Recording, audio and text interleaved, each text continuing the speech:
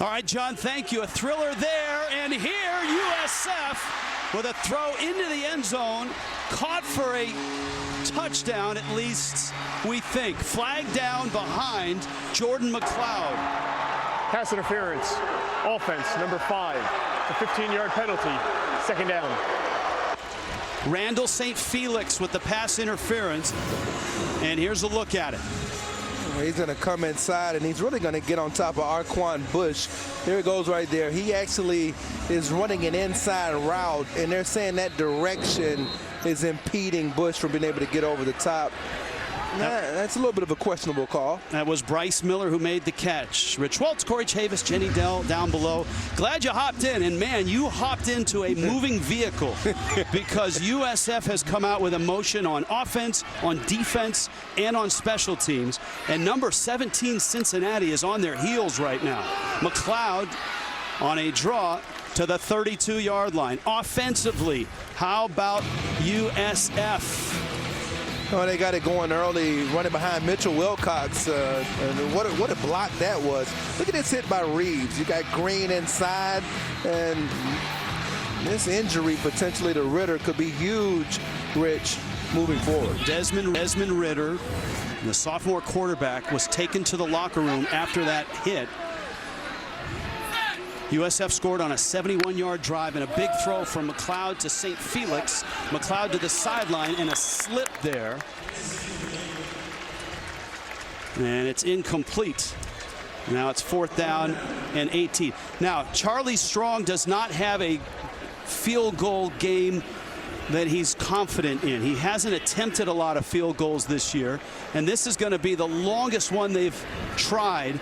This is 50 yards, and this is Spencer Schrader, who's the long kicker, but his longest is 34 yards this year. So this is a chance to go up 2 scores against the number 17 team in the country, Cincinnati. And Schrader's kick is well wide. It was long enough, but he pushed it right. Everybody take a deep breath. USF has an early lead. For those of you watching on CBSSports.com, our streaming coverage will conclude after the commercial break, but we'll continue on CBS Sports Network.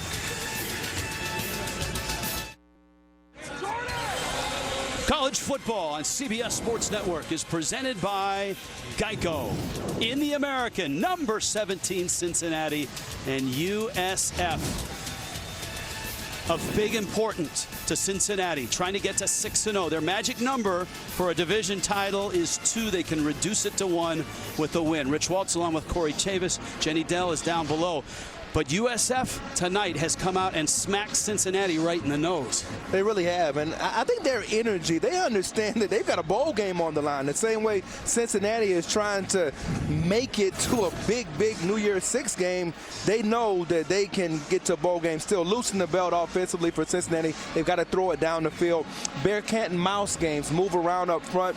12 plus 20, Jordan McLeod has to get 20 completions, and in the green zone, the red zone, the USF defense has to stand up. Great news for Cincinnati. Desmond Ritter came running out of the locker room and is back in there, and that's a great sign. He's a terrific young talent.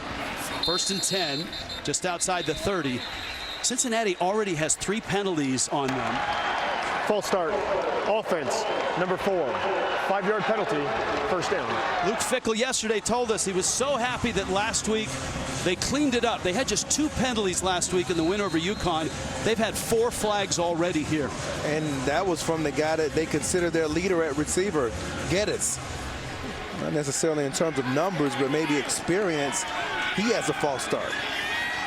Jared Dokes, who went for 123 yards last week, hit initially. He is a strong young man, and he gets out to the 35-yard line. All right, summon the cow. Chick-fil-A starting lineup, starting with Desmond Ritter. He can hurt you with his arm, but really hurt you with his legs. Yeah, he can. And now, coming into this 2nd down, when will they get his legs involved? Hasn't had much success on the ground yet. Good throw there. Leaping is Medeiros. And Medeiros can't hold it. It's incomplete. It's going to be a good break by Nick Roberts. You're going to see him come down here. Look at him rip through. Really just a drop. I mean, decent defense by Roberts, but a drop.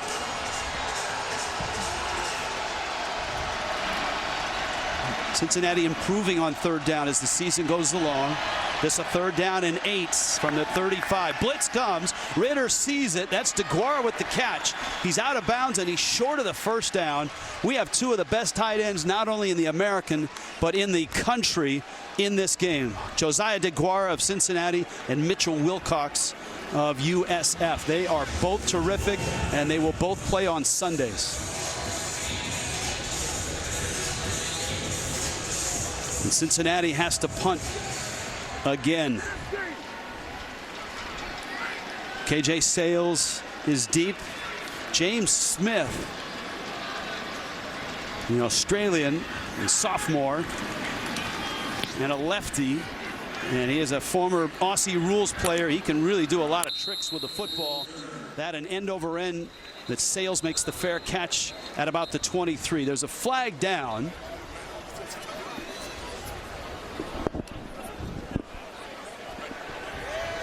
Our American crew. During the kick, holding, receiving team, 10-yard penalty, 1st down, timeout. Timeout on the field. USF up early over number 17, Cincinnati.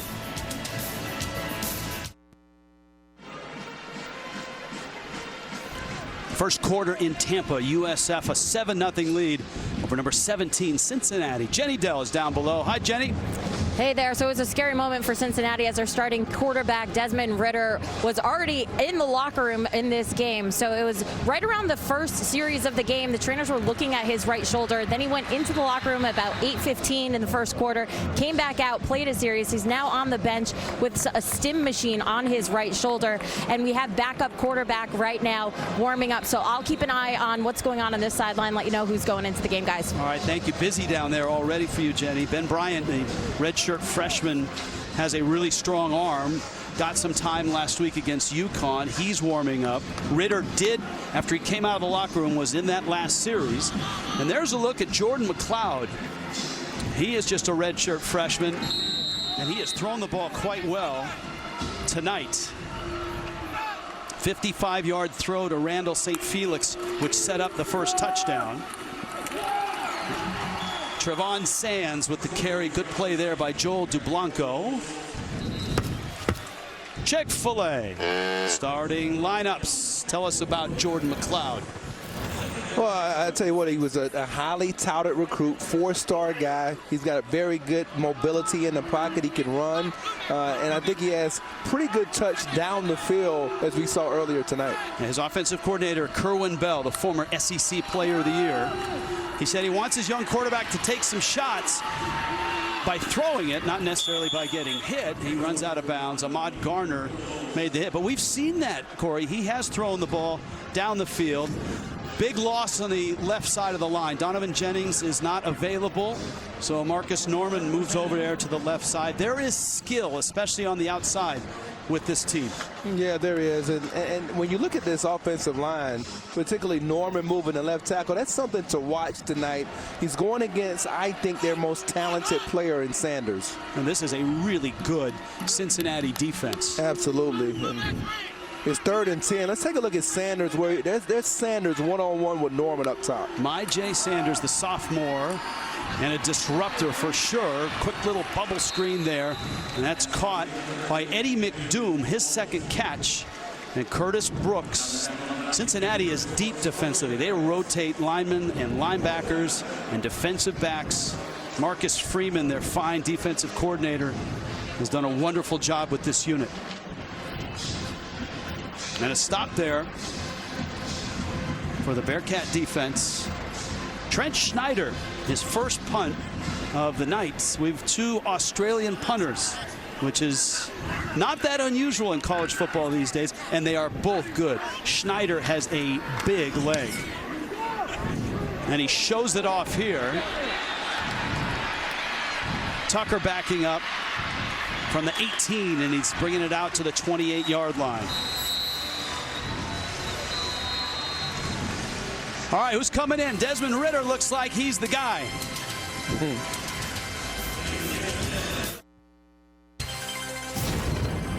College football on CBS Sports Network is sponsored by Geico. 15 minutes could save you 15% or more on car insurance. By Verizon, the network more people rely on. And by Chick-fil-A's new mac and cheese. Your dinner plans just got cheesier. 7th Avenue. That is up-tempo. You want up-tempo, you want to go to Ybor City and 7th Avenue. Here in Tampa, USF a 7-0 lead over number 17, Cincinnati. Now, Desmond Ridder, how do you handle him if you're calling plays and you're Mike Denbrock in this series? Well, you got to test out the shoulder and get him a couple of quick completions to see if it's good. On the ground to begin with, this is Michael Warren, 2 talented running backs for Cincinnati. Our Chick-fil-A starting lineups. Offensive line, they've lost a pretty good player in Morgan James. We'll keep an eye on that offensive line. And keep an eye on number 8, Malik Moj, who's become a favorite target of Ridder these last 3 weeks. It's a gain of 7. Trey Tucker in motion. Warren again. And then straight ahead, he runs into Antonio Greer. This is an underrated USF defense. I think people look at their record, but defensively, there's a lot of talent there. There really is. And a lot of these guys are holdovers from an 11-win team a couple of years back. So you understand how to win, how to play, the tempo, the speed. They play the game the right way. And you see they're number 1 in the AAC against the pass. Warren. And he's got a 5-yard pickup there. It'll be 2nd down and 5. Cincinnati's offense was really clicking. They've run for over 600 yards combined the last 2 weeks. But the first 3 possessions tonight, not so much. I think this drive they've begun to get back into a rhythm a little bit in terms of the run game. Running inside behind, look at him, a 77, Vincent McConnell. He's doing a really good job. And they have 2 really good inside the tackle runners in Warren and Jared Dokes. Dokes went for 123 last week. Warren the week before was well over 100. And he's right at the stick there. And there's Mike Denbrock in his 2nd year. Great resume. 7-year assistant at Notre Dame. Also good runs at Washington and at Stanford. And they're going to get it here again. And on 3rd down and 1, he was just short of the 1st down, was Warren. USF creeps forward. Bulls like to blitz, and they'll come from a variety of spots. On 3rd and 1, they're trying to stuff the box. And it's pulled by Ridder. And Ridder is upended there by Andrew Mims, but a 1st down for Cincinnati. Well, he's reading the end man on the line of scrimmage. That's Nick Roberts. He comes down and takes Warren, number 2. And what a read by Ridder. There's Roberts down the line of scrimmage, and he's very good in his decision making in the zone read game. His last 2 weeks, he's run for 215 yards. It's Desmond Ridder, the quarterback. Don't often see numbers like that. Warren, Mike Hampton came up and made the tackle. Really impressed with the emotion that USF has come out with on both sides of the ball and even on special teams. Yeah, if there's any question as to whether they've quit on Charlie Strong or on the season, I think they've answered it in the first 10 minutes of play here. No doubt. And what a victory this would be for their program in terms of trying to get to a bowl game. On 2nd down and 7, Ridder in trouble. Little inside screen. Caught there by Ja'Shawn Jackson. And he's caught from behind by Nick Roberts. And short of the 1st down. And you can see the quarter is over. And a 3rd down coming up. College football on CBS Sports Network. From Tampa tonight in the American, presented by Geico. 1 quarter in, and USF an early lead over number 17 Cincinnati. Start your Sundays with that other pregame show. CBS Sports Network crew will get you ready for an NFL Sunday. Every game on the calendar tomorrow morning, 8 Eastern, on the 24-hour home of CBS Sports. Second quarter starts. You can see ball control. Cincinnati had the time of possession, but look at the yardage for USF. Corey Chavis here. You're looking at 3rd down and 7 if you're Cincinnati. Where are you looking? I'm looking to the short side of the field. You got Moj over here. You also have DeGuara to the same side. Both of these guys maybe potentially going to the out route. That's a route that he likes to throw on this down and distance. That's DeGuara in motion. Ritter in the shotgun. USF brings 4. Ritter's throw down the chute, and it's incomplete. Moj, a tall guy, 6'5", 210, but he was well covered. Good work in the backfield. Nick Roberts there on the coverage. And Cincinnati's going to have to punt.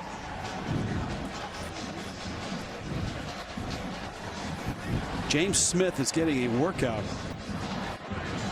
He didn't get much of a workout last week when Cincinnati wiped out UConn. That is a great kick and terrific special teams work. That's why he's a good one. Defensively, USF has come to play tonight. Yeah, a lot of it's been inside penetration, but Nick Roberts has been all over the field. You see Slade getting in there, Darius Slade. He's been active as in recent weeks.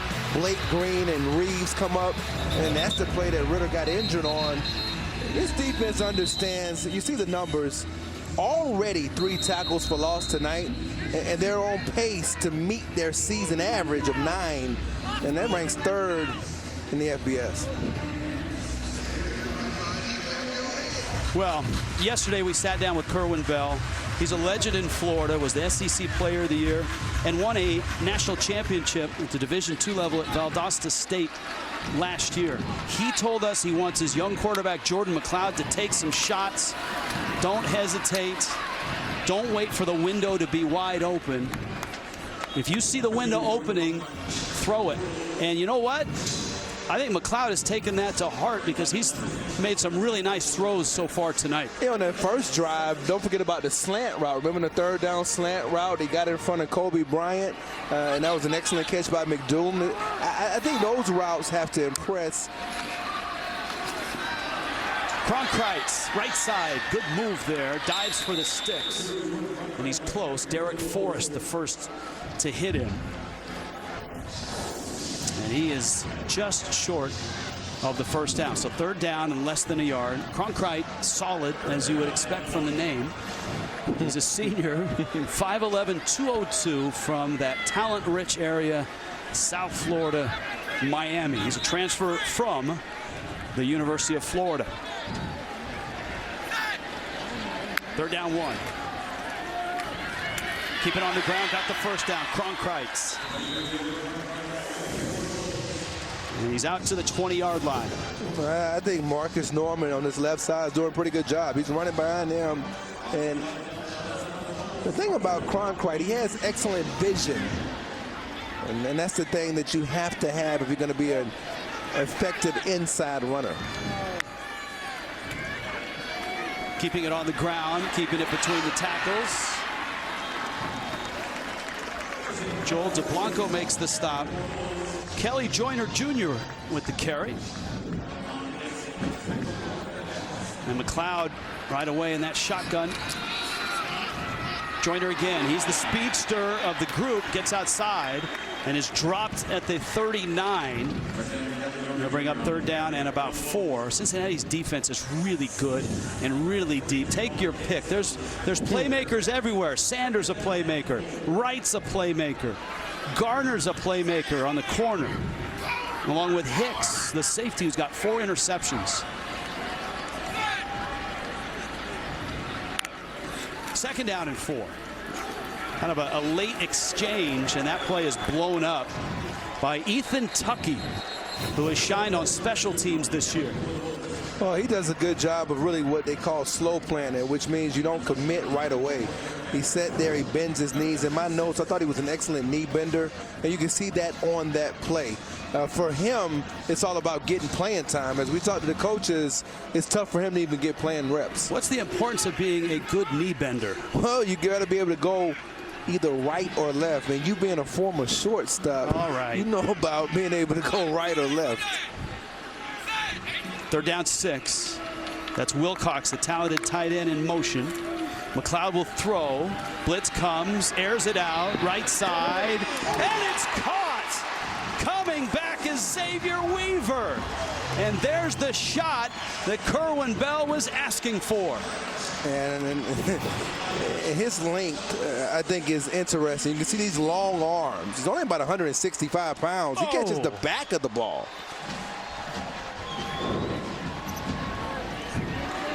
"37 yards on the throw.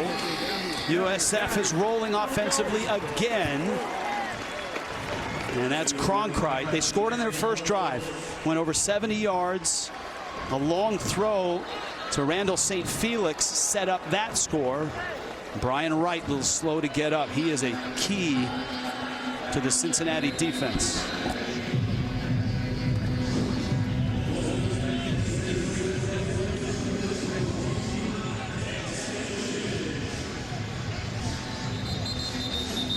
I think right now, Rich, I've been a little surprised at how the USF offensive line has matched up with this defensive front. See, Wright leading off. Wright's going backwards. Anytime you go backwards, you may end up running into one of your teammates. But this USF offensive line doing a really good job of getting push up front. And that was a question. Without Donovan Jennings, I don't want to say patchwork, but they've had to shuffle the deck. And there's Cronkite again with a nice hole. Got the first down inside the 15 to the 14. And into the red zone is USF with a 7-0 lead. It's brought to you by Verizon. They're pretty good in the red zone. Look at the touchdown percentage. 68%. McLeod pulls it, flings it, corner, caught, but I believe out of bounds was St. Felix. And it's incomplete. And as much as Gardner has gotten a lot of credit for those outstanding plays he's made breaking on the football, he did have to give up a jump ball in the ECU game you called a couple of weeks ago. And I believe that for him, go after him. Even though he's a freshman and he's made some plays, you've got to continue to attack him if you're McLeod. It's Ahmad Garner, the fine freshman corner. Cronkite straight ahead. It's going to bring up a third down. And talking about Jordan McLeod, he's a really interesting player. And that's a good sign for Cincinnati with Wright back on. Remember, McLeod hasn't played a lot of quarterback. He was a wide receiver running back in high school until later in his high school career. Redshirted last year, thrown into the fire this year. Facing a 3rd down and 9. McLeod with time, fires it to the sideline. That's Weaver, and man, is he hit. And he's well short of the first down to the 11. Good coverage there by Ahmad Garner, who came over from that corner spot. And I think as this game wears on, I think Kerwin Bell, he'll try to do his best job of getting Brian Wright, the guy we've been talking about all night, getting him isolated in man coverage. That's where he can struggle a little bit. And that's really what Marcus Freeman tries to keep him out of, is man coverage.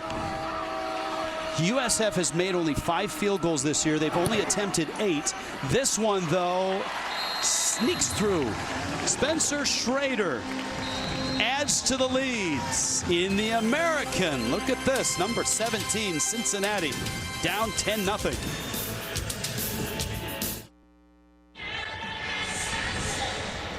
So far, fun night for the home team here. USF on top. Coming up on the Verizon Halftime Report, Brent Stover, Danny Cannell, Houston Nutt. What a day so far in college football. And the biggest story, Corey Chavis, is the injury. Now, Tua goes down. Multiple reports are that he will not play for the rest of the season with a hip injury. And that's obviously a huge loss for Alabama. It is, and I think now the SEC has to wonder if Georgia can make it to the championship game and beat LSU, can they still get two teams in that way? That would be something to consider if the committee considers Tua's injury. Well, here tonight, USF has come out with emotion and has an early 10-0 lead. Trey Tucker for Cincinnati to the right side. Good stiff arm there. Flags follow, though, at the 33-yard line.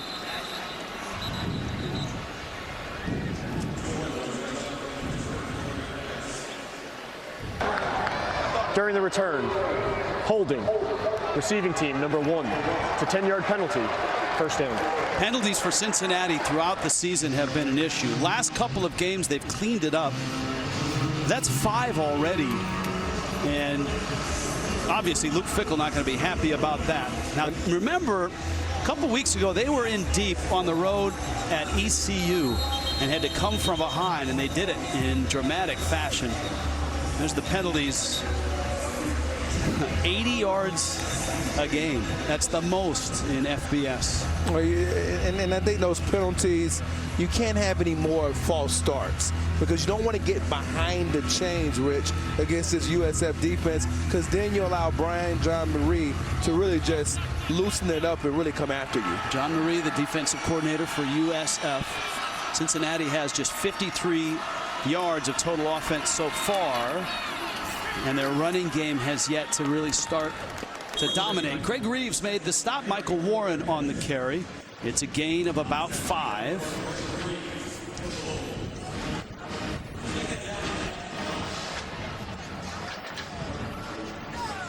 Reeves, the senior, who has had an incredible journey to get to this senior year. They line him up in a lot of places as well. Ritter, who's already been to the locker room for that right shoulder, straight ahead, short of the first down, gain of 2. 3rd down and 3. Ritter's big, 6'4", 215. I think the question is, though, how much is he going to continue to be involved in the run game with that shoulder? You know, I mean, do you want to expose him to more hits? Big question for Mike Denbrock. 3rd down 3. Let's see if USF comes after him. They do, with everybody up the middle, and Ritter is buried at the 9. Antonio Greer, the first to get him. Well, that's all about Michael Warren. You got to be able to pick up one-on-one in these situations. And Warren, here he goes. He's aligned right back here. Warren, he's got to pick up. He makes the wrong decision, and then he gets by Vincent McConnell as well. So excellent pass rush by Greer, who's been very active. They started in the UConn game, I believe. You had them in that game. That was his breakout game to me. That's the 2nd sack for USF. James Smith deep in his end zone. Sales lost it. It looks like he got it back. And that's not the first time he's muffed a punt. He muffed a punt against ECU a couple weeks back. 7.5 left, first half. This is about the only thing that's gone wrong with USF. You're watching the American Athletic Conference on CBS Sports Network.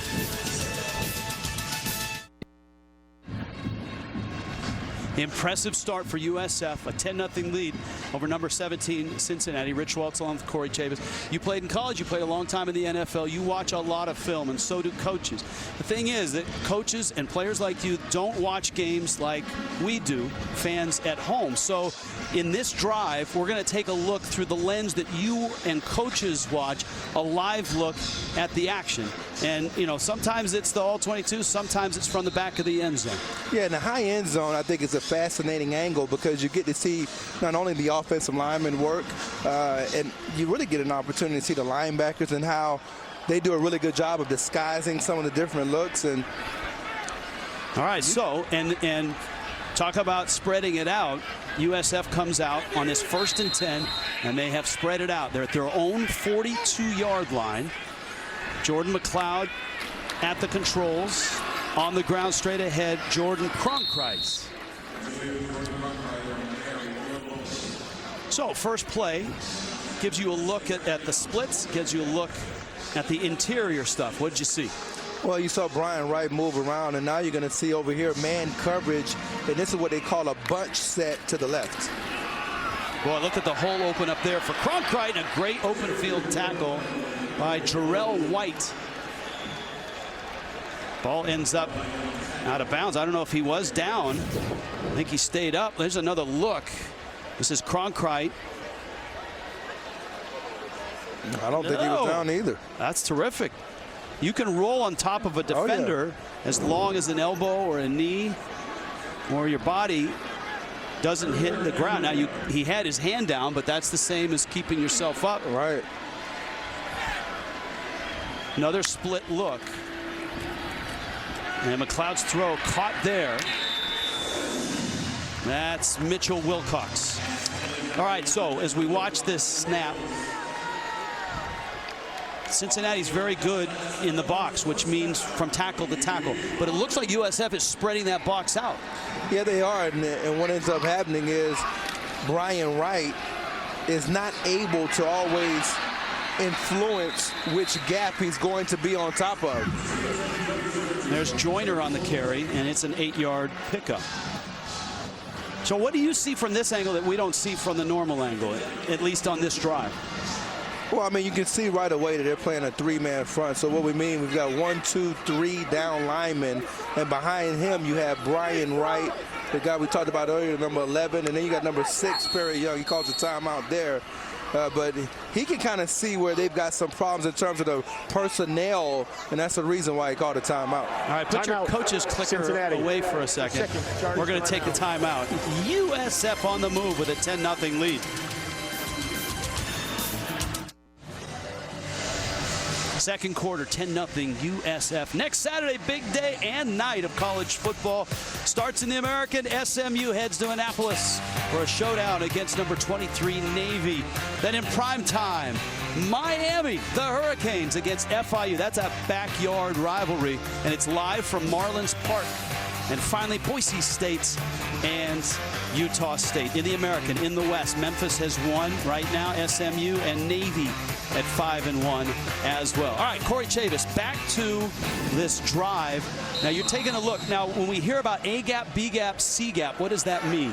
Well, this will be the A gap, that will be the B gap, and the defender each has a responsibility there. You see the double team, and now Brian Wright has to adjust off of the double team. And he does adjust nicely. Kelly Joyner going over the right side. Was that play designed in a certain gap, or was that what they call the zone read? Absolutely. It was designed to go right off of this double team right here. You see him make the cut, but then Brian Wright feels where the double team is at, where we just drew into the A and the B.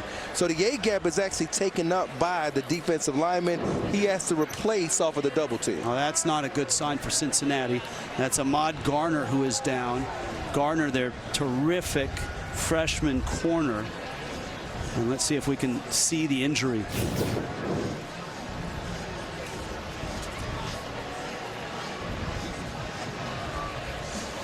Yeah, I think it really came from number 93, Elijah Ponder. His friendly fire comes in to tackle Ponder, number 93, accidentally hits his teammate trying to hit Joyner. And what a move by Joyner and his quickness.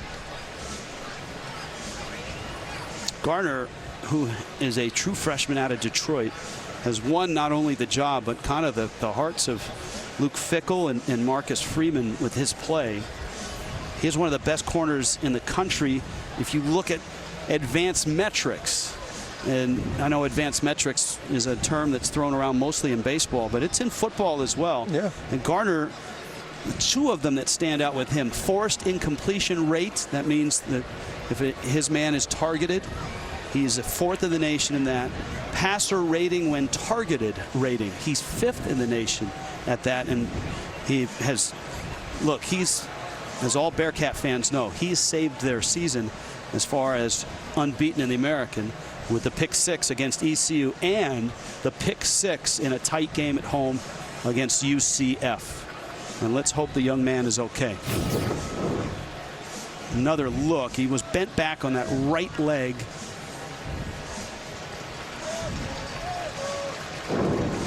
And he's up, and that's a great sign that he's walking.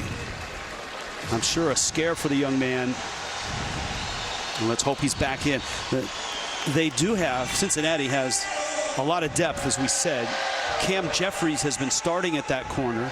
Arquan Bush can go play that corner as well. They can, and the one thing about guard, he reminds me a little bit of Trey Flowers, the starting cornerback for the Seattle Seahawks. 6'2", 6'3", and that range is very evident. All right, back, and you got a little more traditional look. Jacob Mathis, the tight end. With Cronkite in the backfield, McLeod, pocket collapses. And now you talked about Brian Wright, number 11 defensively, and on that play, Wright was sort of spying Cronkite and McLeod. What does that mean? Well, if you have a spy, you're really, it's more times than not, they use a spy defensively on a passing down. If it's third down and long, if you think the quarterback can get out of the pocket. And Wright, number 11, there goes run, is the guy. And he'll line up at a variety of spots. Second down, 8. Joyner trying to get around the right side. Good pursuits. Curtis Brooks there to make the stop. And a lot of times what you'll see from Wright is that he'll line up over a guard.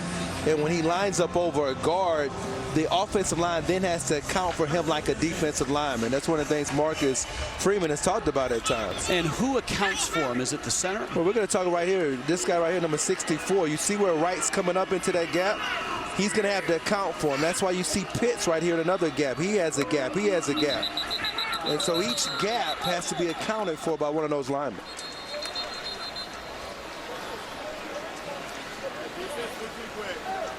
This has been a good drive for USF. They've eaten clock. They've moved it into Cincinnati territory. And they started the drive with 4 wide receivers and really spread it out. False start. Offense. Number 78. 5-yard penalty. Third down. William Atterbury, the right guard. Charlie Strong pacing with a 10-0 lead. And a lot of times those false starts come from when you're moving those guys around in the box. You notice that Pitts was aligned inside, number 43, on the last play with Wright. Now, does McLeod, the quarterback, have to account for Wright, number 11? Well, not on this play, because you've actually got him. Now you've got 4 guys over here. You see Wright moving back. Pitts accounts for a gap. McLeod's pocket collapses, trying to get to the sideline, and he's hit at the 35-yard line. He's going to be well short of the first down. And this is probably outside field goal range. Remember, we established that USF has not tried a lot of field goals this year. Just 5 of 7 coming in, but they are 1 of 2 tonight. And that has to be a positive. And you know what? They're going to give it a shot here. Schrader. 54 yards? Yeah. Now, he missed from 50, but he had the length. He just pushed it right. He struggled from the right hash earlier in the season a bit. So this is 53 yards, gets his foot into it, and he just pulled it. Wow, he's shown the leg. Yeah, he has. But not the accuracy. And that's exactly where he pushed that. The 33-yard field goal from that hash earlier in the season against Navy. Also made one from that same spot. In Tampa, the Bay Area, they call it, and USF is on top of number 17, Cincinnati. A lot of Bay Area flavor on this roster as well, and with more on that, here's Jenny Dell. Jenny? There's so much Bay Area flavor on the roster. We got a little feel-good story about defensive end Greg Reeves. So when he first came to South Florida, he had no promises of a scholarship. He just had an opportunity here. And he said it was tough on him and his family to figure out how they were going to pay for school. He got the chance to come out as a starter, and all he would think about was separate myself and try and prove that I deserve that scholarship. After practice one day, Coach Strong would show the best clip of the day, and he got called up to the front, and that's when they told him that they were going to give him a full scholarship. He had tears in his eyes, called his family. They couldn't be more excited. He had tears in his eyes when he was telling us the story, so we love hearing that, guys. That was a great moment yesterday, Jenny, for sure. He gave up a scholarship at Air Force to walk on here. This is Desmond Ritter, and he's swallowed up by Antonio Greer. And the progression was this. He leaves Air Force, gives up the scholarship. He was a walk-on. He played on the scout team. Then he cracked special teams.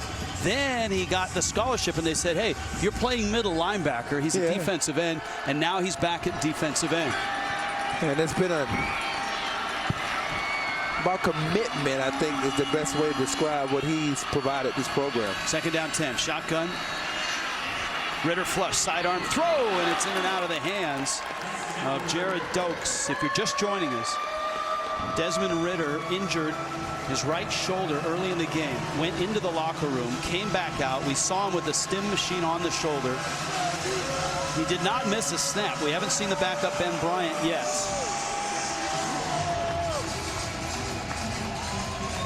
Third down and 10. And you can see Cincinnati just 1 of 6 tonight. And it's been 3rd and long a lot. Jaguara in motion. Ritter will throw. Has time. Pumps. Trouble now. And down he goes. 3rd sack. Kirk Livingston. Ball was loose. And Darius Harper emerges with it. Oh, this kid right here, Jason Baum, is 6'5", 233-pound freshman. USF, it's their first charge timeout.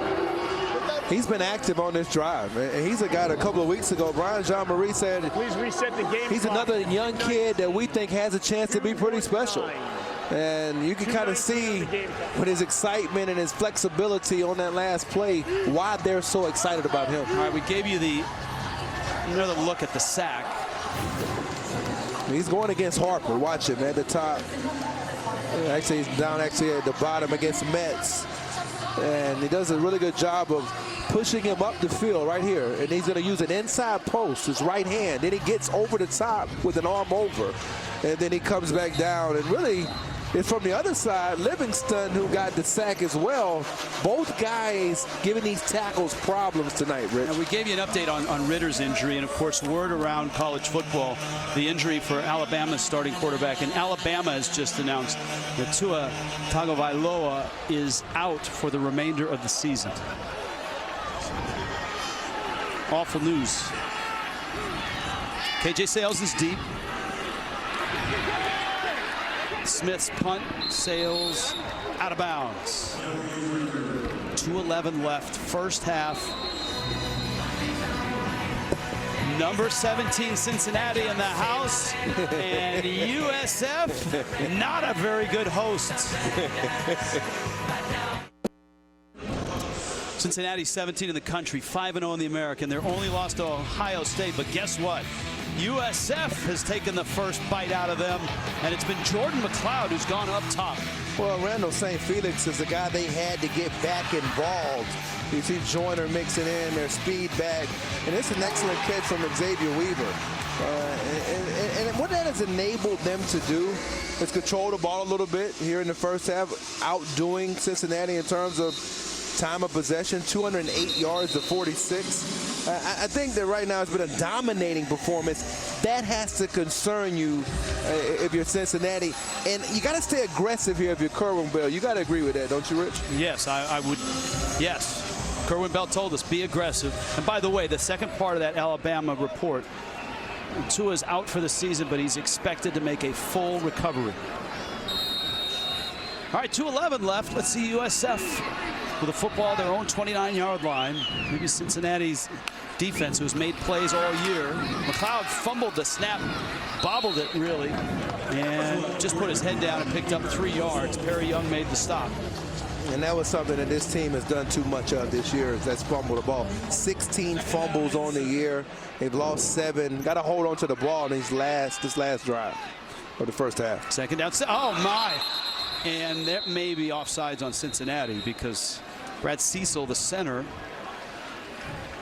bad snap, but he was in the process of getting offside. Pummeled. Defense, number 99. 5-yard penalty. Second down. That's a little early. Yeah, well, Marcus Brown, he's been active the last couple of weeks. It's a little too active.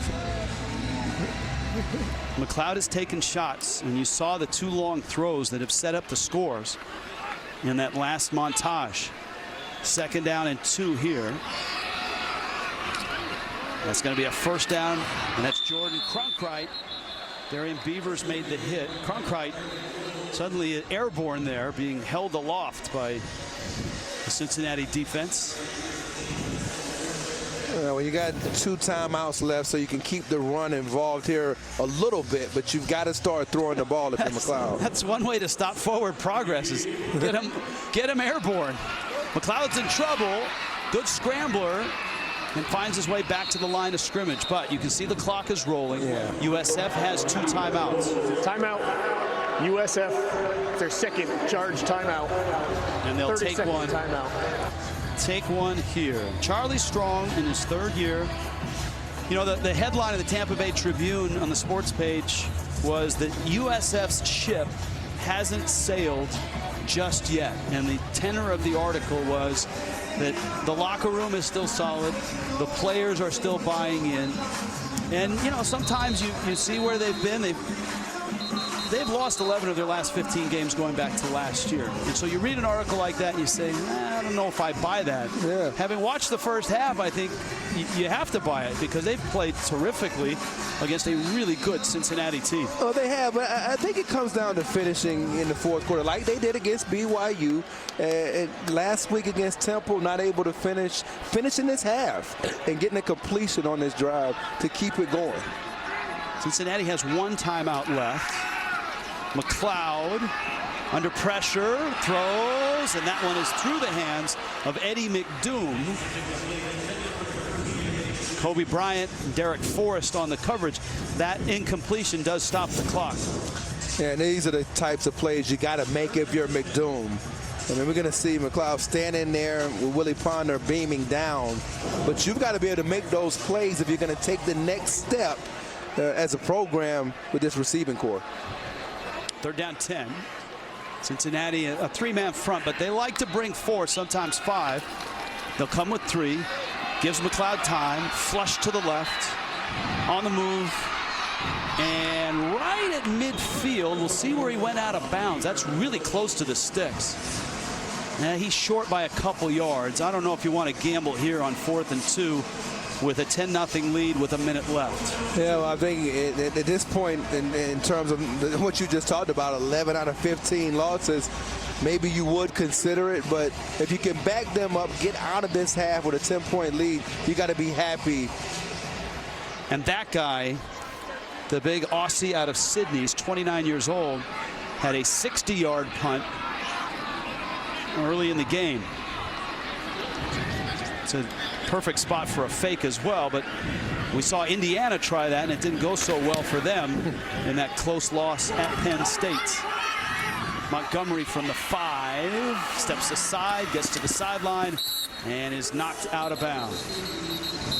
In the East, Cincinnati's in the driver's seat, but you know what? That road that they're driving gets a little tougher, not only this week, but next week. Cincinnati has got Temple.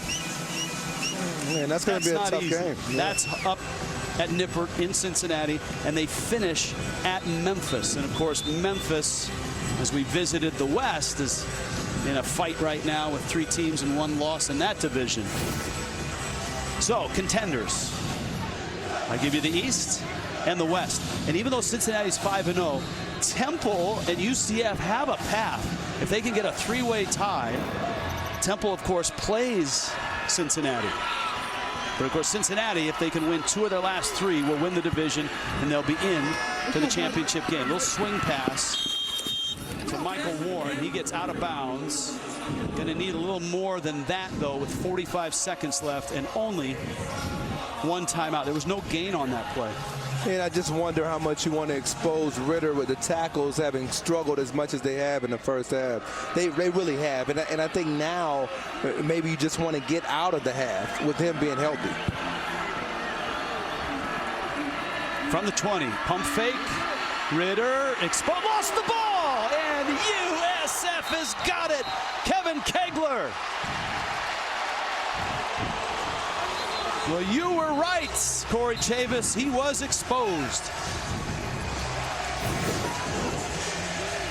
And it's really starting against number 58, Darius Harper. And you can see a guy who's been coming on the Arizona State transfer, Darius Slade. he's really picked it up in recent weeks. Watching him, he ran over a running back in their last game against Tampa and got a sack. And with his addition to the rest of those guys up front, they become really tough to block. Ritter, who's run for over 200 yards combined last 2 games, has been contained tonight. Slade knocked it loose. Kegler recovered, and all of a sudden, Jordan McLeod and the Bulls offense at 37 seconds, they are inside the Cincinnati 20. 1 timeout. McLeod rolling under pressure, fires it out, caught by Wilcox. Trying to get to the sideline, he doesn't get out. He had a chance to get out of bounds. That was a mental mistake to use the timeout. Use the timeout now? Yeah, I think you got a chance. If you can get McLeod up here and down it, or maybe he's wasting a lot of time now. Yeah, they're losing a lot of time. Too much time. They should have burned that timeout. 2nd down and 4, 13 seconds left. Flag is down. McLeod's in trouble, and he's down. It was right. Clock stops because of the flag. Brian Wright got through with an enormous play for Cincinnati, and we'll find out about that flag. I think you said it best. Illegal formation. Offense, 5 men in the backfield. That penalty's been declined. Result of the play, 2nd down, timeout, USF. Boy, what a disaster. If you use the timeout, obviously you have time to set the play and you avoid the flag. Absolutely. I think you couldn't have said it any better. And I thought maybe they would down it. They tried to run a play, and you get a mistake up front. We've been talking about these number counts. Demetrius Harris thought he was passing that off to somebody, which means that they turned the protection the wrong way. And now the only wrong answer on that play was on his part. I got news for you. If I was asked to block Brian Wright, I would pass him off to the next guy as well. Spencer Schrader is 1 of 3, but look at where he's missed from, 50 and 53. Well, this won't be easy. And again, we talked about the right hash. I think he's had a tendency to push it right to left from this hash, and he pushed one right as well on a miss earlier in the year. So can he control it inside the right uprights?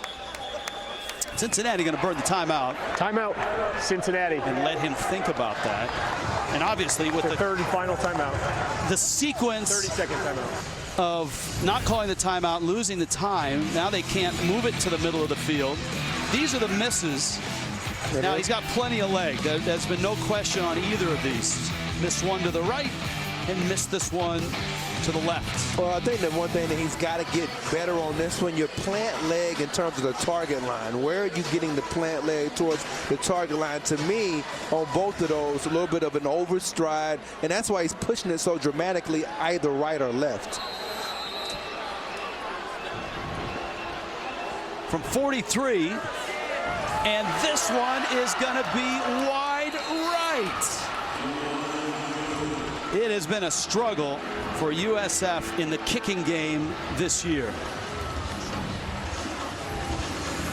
And the Bulls leave 9 points out on the field in this first half. And you can see it again. I think that time he tried to overcorrect it a little bit.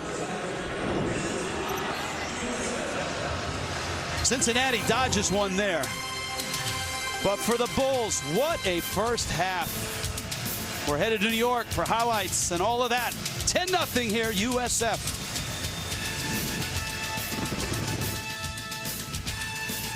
All right, second half, this is a big deal that Cincinnati is down 10-0. What do we need to see? Trenches. You got to get the run game going for Cincinnati to fight their way back into it. The problem is it's really tempting. You look at that scoreboard, say, man, we're trailing. We got to start throwing it. Stay true to who you are.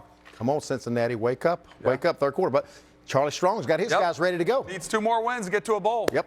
Second half from Tampa is yours right after the break.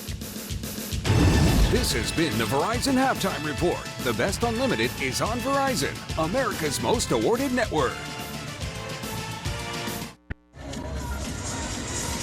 Back in Tampa, a story here. Number 17, Cincinnati, is down at the half. Rich Waltz on with Corey Chavis. Jenny Dell is down below. And the score is not indicative of how lopsided the first half was towards USF. Yeah, I think really if you look at the overall complexion of the game, USF dominated from start to finish, really on both sides, but the defense has been absolutely tremendous. All right, here's our Napa know-how for all, and here's a look at that defense. Now, this is Darius Slay. You don't hear his name much when you talk about this USF defense, but look at Desmond Ridder. All this time in the pocket, Rich, he keeps holding the ball. Slay says, well, guess what? I'm going to go find you and hunt.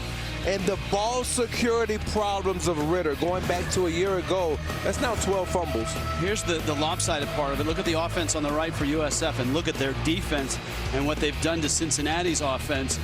What you don't see there, though, 3 missed field goals for USF. Tonight's weather report is brought to you by B&W Trailer Hitches. I mean, for Tampa, this is chilly. 54 degrees and some wind, 8 to 12, partly cloudy. Remember, USF missed a field goal attempt from 43 yards to finish the first half. They're going to get the football here in the second half. And they return out to the 13-yard line. Let's check in with Jenny Dell. Jenny? Well, Coach Strong said that he's pleased they got out to a fast start. They need to come out in the second half with that same energy. He said offensively, we need to convert in the red zone. Defensively, we really need to focus on not giving up big plays, and we cannot miss any more field goals. Now, for Cincinnati, Coach Fickell told me that first half was as bad as we could have played. So in the second half, we need to play clean, generate some momentum. Guys, he said we need to control our emotions and play aggressive. All right, thank you, Jenny. And if you're a Cincinnati fan, you're thinking about a couple weeks ago when they were down on the road at East Carolina and came roaring back in the fourth quarter and kept that undefeated record in the American. First drive, 71 yards, 5 plays. Last 6, they've moved the ball, but those 3 missed field goals really sting.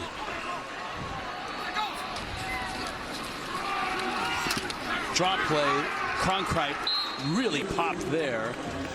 That looked like Myjai Sanders with the lick. And now it'll be 3rd down and 8 for this Cincinnati defense. We've talked so much about the movement up front. You can see the emotion of Brian Wright getting these guys going inside. Let's see what they do. Do they attack the protection of USF from that right side? 3rd down 8. Maybe this defense can gain some momentum for the Bearcats. McLeod tiptoes through. He was pressured, and he throws incomplete over the middle. And that's a quick 3 and out. Looked like Ponder was in there with the heat. Yeah, he's right here, and watch what he does. He goes right around William Atterbury. He does a really good job of using a swipe move. Just swipes the hands away. And the balance of Ponder is something that's impressive to watch on film. He's one of those quicker defenders who can play defensive end or defensive tackle. Trent Schneider, who had a good first half punting the football.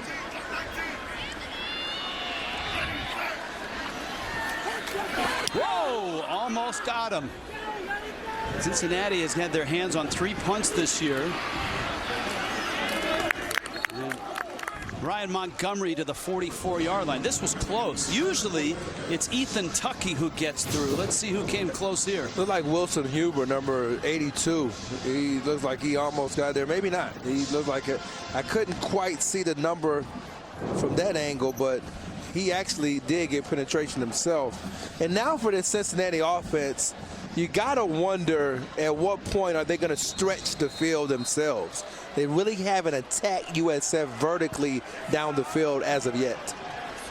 From the 44-yard line, this is Warren left side, and that tackle to tackle, which has always been so good for the Cincinnati running game, has just not been there tonight. And you can tell this is unlike this Cincinnati offense, who's put up a ton of points and yards. 48 points last week, 46 points 2 weeks ago. 2nd and 6. Ridder pulls it, short throw. DeGuara has not been a factor yet, but that's going to be a 6-yard pickup and enough for the first down. Robertson Studstill with the hit. DeGuara is their red zone weapon, but that's a key first down. It is, and you got to wonder whether or not they're just resigned to we've got to do shorter passes because of the problems protecting Ritter. And of course, Ritter, remember, had a right shoulder injury in the first half. He'll keep it straight ahead. Michael Warren, the junior out of Toledo. His nickname is Truck. And they call him that because of his 5'11", 222 pounds. And he's a guy that gets better later in a game. And never has fumbled the ball in his career. Ball security, you're comfortable with them having it in the fourth quarter. That's an amazing stat. USF showing blitz. And Warren bottled up again, a gain of 1. We told you at the outset of this telecast that this USF defense is underrated. And I think underrated because people look at their record and they see that they're not playing as a team as well as many thought they should. But man, this defense has had its moments. Last week they held Temple at just 10 offensive points and only 320 yards. We're kind of the same thing tonight, right? They've kept Cincinnati from getting into a rhythm. And on this down, you're just wondering whether or not you decide to bring some more pressure. They've been miserable on third down tonight as Cincinnati. Ritter's going to tuck it, trying to get outside. Does, gets a block, gets the first down, gets out of bounds, 31-yard line. And that was something else. I mean, just outpaces the angle of Nick Roberts. Pretty good block outside by Alec Pierce, but I think he's a deceptive long strider. When he came out of high school, he ran in that 4.7 range. I think he's faster than that now. 6'4", 215. Pride of Louisville, Kentucky is Desmond Ritter. Now Jared Dokes, part of that 1-2 punch at running back. He rips off a 6-yard carry. Darius Slade made the hit. And here's the up-tempo Bearcats. USF was still shifting around, and Dokes plows through for a first down. That's a 5-yard gain. And I'm surprised they haven't gone to this a little bit more to up-tempo. SMU gave USF's defense plenty of problems in this same stadium, up-tempo pace. They struggled to get lined up. So if you can get and change the pace up, it could give this offense some run lanes. Dokes still in there, 1st and 10. Cincinnati, this is the best they've looked offensively tonight. Dokes breaks through, next level inside the 10, and he has a first down. 11 more yards. And I really like the way he has subtle movement in and out, picks his feet up through trash that being around his ankles, those bodies and all those legs around your feet. You pick those feet up and you keep moving downhill at 220 pounds. This is DeGuara territory if they throw it, but with Dokes ripping off big chunks of yardage, why not keep it on the ground? He's just shy of the end zone. That's another 8-yard carry. And look at Cincinnati right up on the line. They are wearing USF out on this drive. Dokes again. Dokes! And he is in. Touchdown. And the Bearcats finally have points.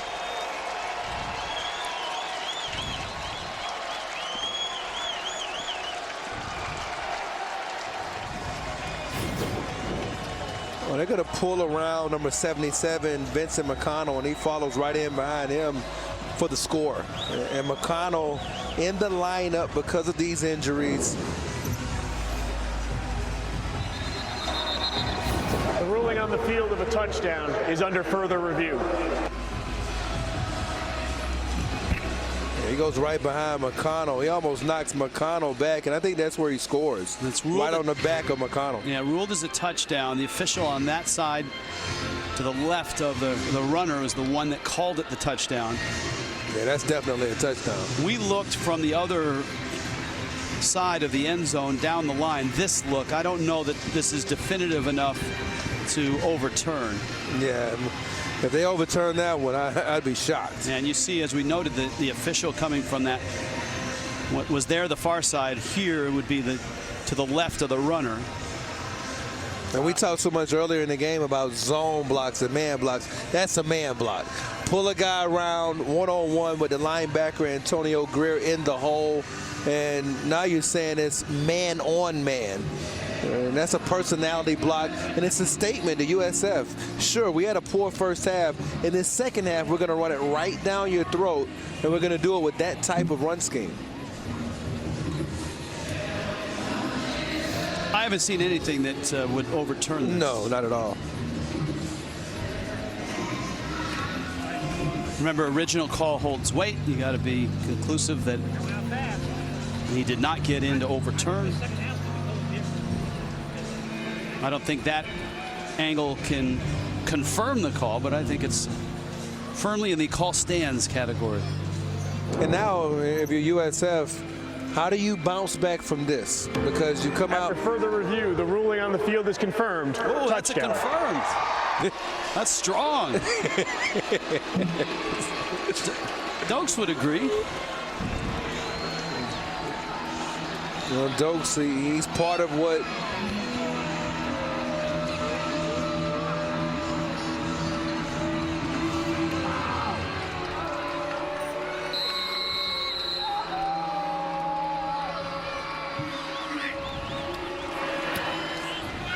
Point is good. Bearcats have life and points. They score on their first touch in the second half. You're watching the American Athletic Conference on CBS Sports Network.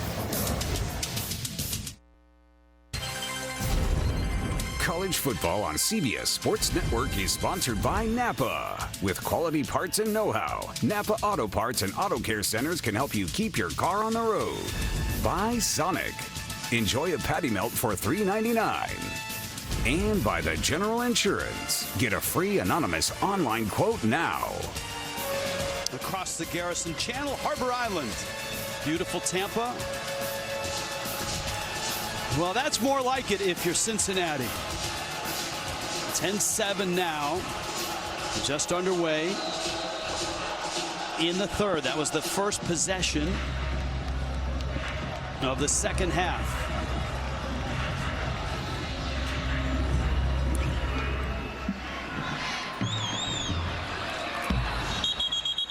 And that's a fair catch.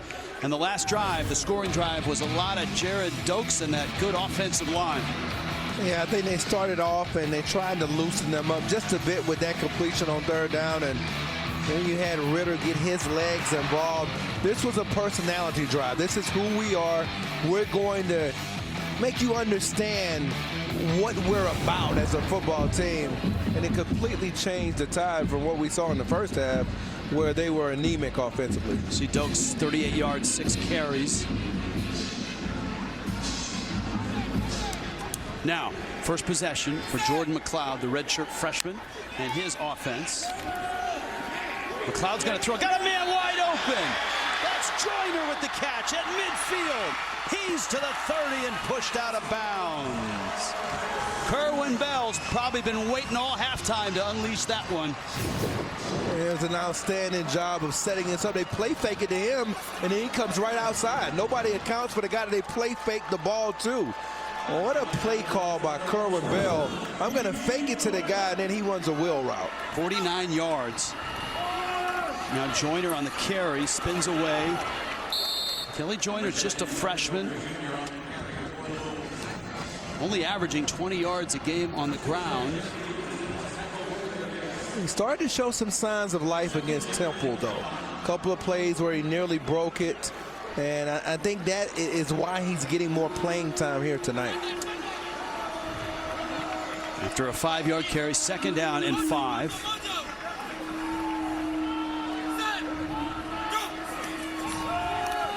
McLeod rolls for the corner, and it's incomplete. Bryce Miller was the intended receiver, and now it's third down and 5. And remember, the field goal issues for USF, they missed 3 field goals. 2 of them were from 50 plus, and then a 43-yarder. But still, you're thinking here now, is this 4-down territory? Absolutely, it's definitely 2 downs. That's why you can run it on this down. McLeod, don't be afraid to use your legs. Get Joyner back involved. Third down 5, and a nifty move.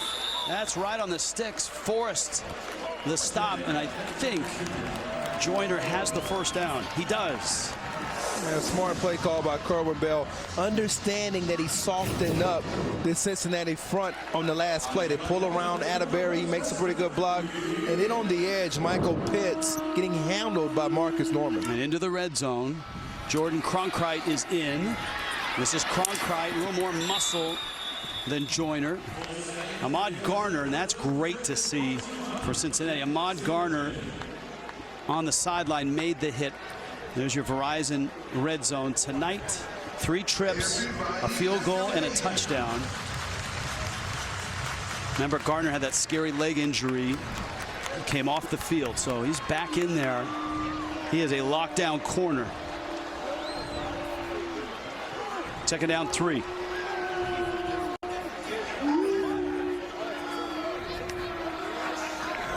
Cronkrite straight ahead.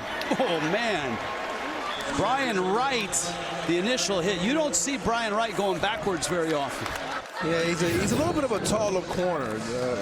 Linebacker, 237 pounds. He just gets run right over by Cronkrite. I mean, that is where you translate speed to power and make a statement. They were spreading out Cincinnati to run it inside, and that put the onus on Wright to make those one-on-one tackles. And that was a first down. It's 1st and goal.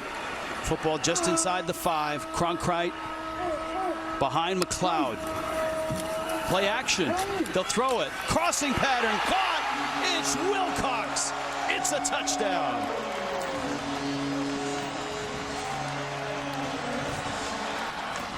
What a drive. What a response drive. We talked about it. How would they come back after getting hit in the mouth by Cincinnati? One-on-one, you've got Hicks locked up with Wilcox. That's a mismatch. And Hicks has struggled in coverage in recent weeks, gave up a touchdown in the ECU game that you did to Snead, and he's just had some problems, I think, in man coverage despite the 4 interceptions. Good player, better play by Wilcox. How about the night that young Jordan McLeod is having right now? 8 of 13, 165, and a score. And McLeod understands that, hey, pressure, I want it. If I'm going to take it to the next level, I'm looking for my senior. And boy, they got some energy down here in Tampa. We celebrate 150 years of college football. This is a key win from Cincinnati's great 2009, and it was against number 21 USF. B.J. Daniels, remember him? He was a good one for USF. Early lead there. Tony Pike's out. Zach Collaros led the Bearcats back with 2 touchdowns, and the Bearcats won the game 34-17. And the win mark one of 4 wins over ranked teams, undefeated regular season, and a Big East championship. A win over Pitt. But right now, number 17, Cincinnati, unbeaten in the American, is down on the road to USF 17-7. And if you were with us at the start of this quarter, you heard Jenny Dell talk about her conversation with Luke Fickell, who said that's the worst half of football we've played all year. They were really impressive. First drive, they went length of the field and stuck it in the end zone. They get their hands on it for the 2nd time. Tucker and Montgomery deep for Cincinnati.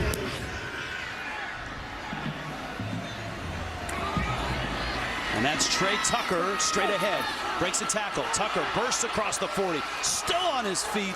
Out across midfield. What an effort and what a return. And he's been close, both in the kickoff return game and also in the punt return game. He's doing a really good job of following behind Ryan Montgomery, number 22, who's a really good punt returner in his own right.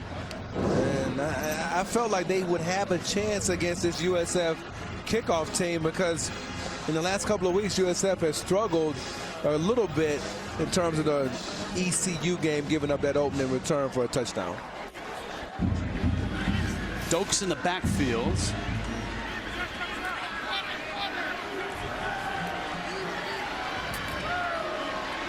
Desmond Ridder, that's Tucker flying through. Ridder, a little dump off pass. Dokes out of the backfield and out of bounds.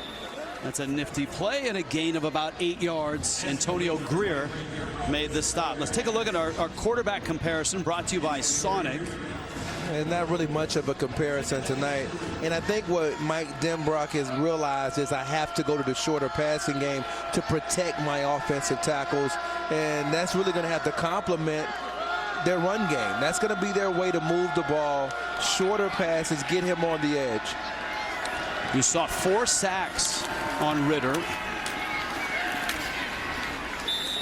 Greer makes the stop, but not before Michael Warren picks up a first down.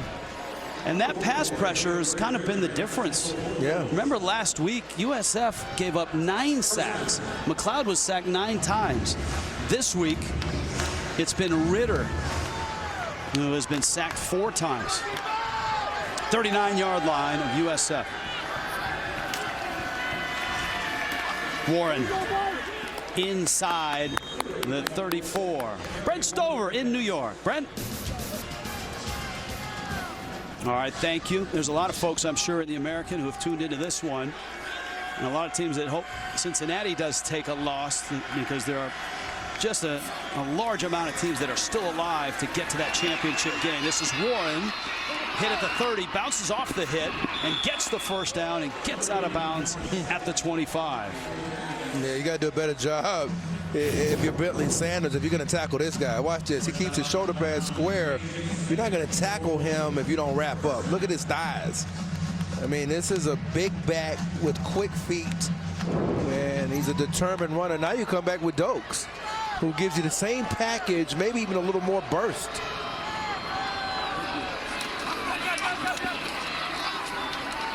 Not much there. They used this running game, and Dokes in particular, on the touchdown drive to start this half. But still down 10. Dokes, a junior out of Indianapolis. 6 feet, 225. Warren's big as well, 5'11", 222. 2nd and 8.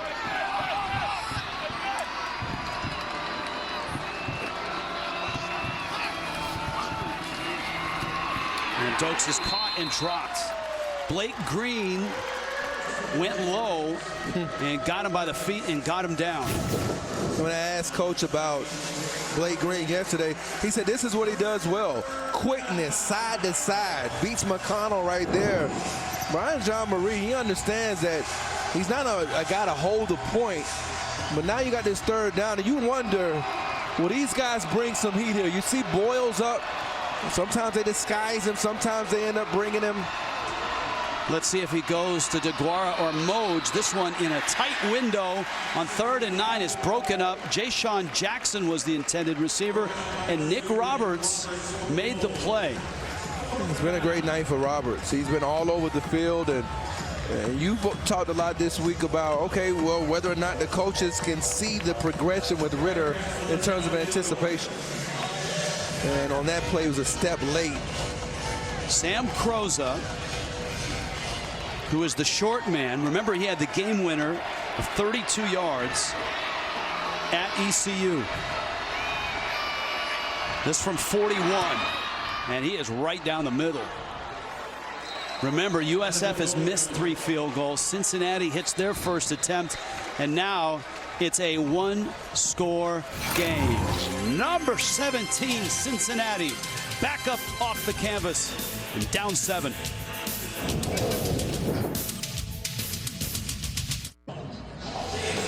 Tomorrow, NFL on CBS doubleheader featuring, how about this? Lamar Jackson, the Ravens, Deshaun Watson and the Texans, followed by New England bracing for a tough road game in Philly. It all starts with JB and the guys on the NFL Today at noon Eastern on CBS. Now, we've mentioned Josiah DeGuara. He's in a nice long line of great tight ends. Brent Selleck, Travis Kelce there as well. Let's check in with Jenny Dell. Jenny? Yeah, they were actually working on DeGuara here on the sideline. They had him down on the ground, stretching out his back. They put a pain relief patch on his lower left back area. So I know he hasn't been a huge factor today. It could be something with a back tightness, guys. All right, thank you. Corey Chavis, you are a guy that evaluates college talent. You saw those names, Selleck, Kelsey, guys playing in the league and in the league for a long time with success. Is DeGuara the next guy there? I think so. I think he's undervalued. I talked to some NFL scouts this week, and one of the things that they were a little bit, I was surprised at the grades they gave him prior to the season. And so it's going to be interesting to see what he measures at. 6'2", 239 pounds this past spring. Inside track, New Year's 6. Now, remember this, because it's important as we get to these last few weeks. The Group of 5 team that gets that New Year's 6 bowl game is the team with the highest rating in the playoff rankings, okay? The college football playoff rankings. But you have to win your conference to get that bid. So there's two things you got to do. You got to have a high ranking, the highest, and you have to have won your conference. Navy, of course, today out of conference and out of luck, man. I mean, what luck. They were just absolutely dominated by Notre Dame. They were. So that's not going to help their college football playoff ranking, but they can still win the American. Holding. Offense, number 74. 10-yard penalty. First down. Would you like to see that put into the college football playoff? The fact if you're going to make the playoff, you got to win your conference. I know with 4 teams it's hard, but I know that's something you talked about yesterday along with Jenny, and I think that you need to do that. I believe that that would be it would almost eliminate all the, if you lost this game, if you lost that game, and make you win your conference, make it a parameter. First and 20 off the penalty, screen pass, look out. My goodness. Kobe Bryant blows that play up. And this is the Cincinnati defense we're used to seeing. Oh, yeah, Kobe Bryant. And here we go with the slam dunk. Ooh. And I mean, when you talk about getting underneath, rising through, looks like he's jumping with the vertical leap there. Anytime you jump or anytime you explode, it comes through the hips. That is a textbook tackle. Oh, my goodness. In this day and age. No helmet, all shoulder. Still a hard hit. Will step aside in Tampa.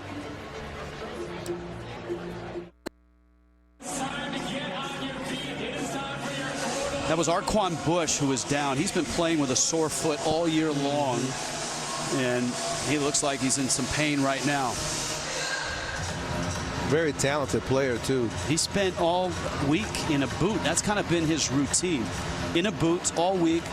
Come Saturday, boot comes off, he goes in. He will have surgery on that foot when the season ends. The last game of the season a year ago took one to the house against ECU. See, now look, if you live in this area, 54 degrees is really cold. Man, looks like it's like 25 degrees with this shot. They are like clothed up gloves with 54 degrees. Come on now. Bring them to the Midwest. Second down and 24. Cincinnati's defense playing well in this half. McLeod fires far side on the money and caught. That's Randall St. Felix. That's a good throw by McLeod. Still short of the first down. Third down and about 9. And you wondered where he was at all year. He ended the season in the Gasparilla Bowl with 165 yards receiving. Look at his size. I mean, he looks the part. That's good to see. Arquan Bush is back in. If I'm McLeod, I'm going after him, though, right? I mean, you've got to be able to locate these guys when they come back from an injury, these younger quarterbacks. Cincinnati says he's their fastest corner, even with a sore foot. McLeod on 3rd and 9, in trouble, gets away, looking, and he dumps it over the top to Cronkite. But he's only going to gain a couple yards. Elijah Ponder there. That was a creative move by McLeod. Yeah, it was. And Atterbury struggled. Once again, off the edge is Ponder. And now you've got the pressure from the inside out. And, man, not having a negative play there, though, a positive. I think that's something that, at least from a productivity standpoint, you're getting some more positive completions for him. Speaking of positive, Cincinnati's defense in the second half.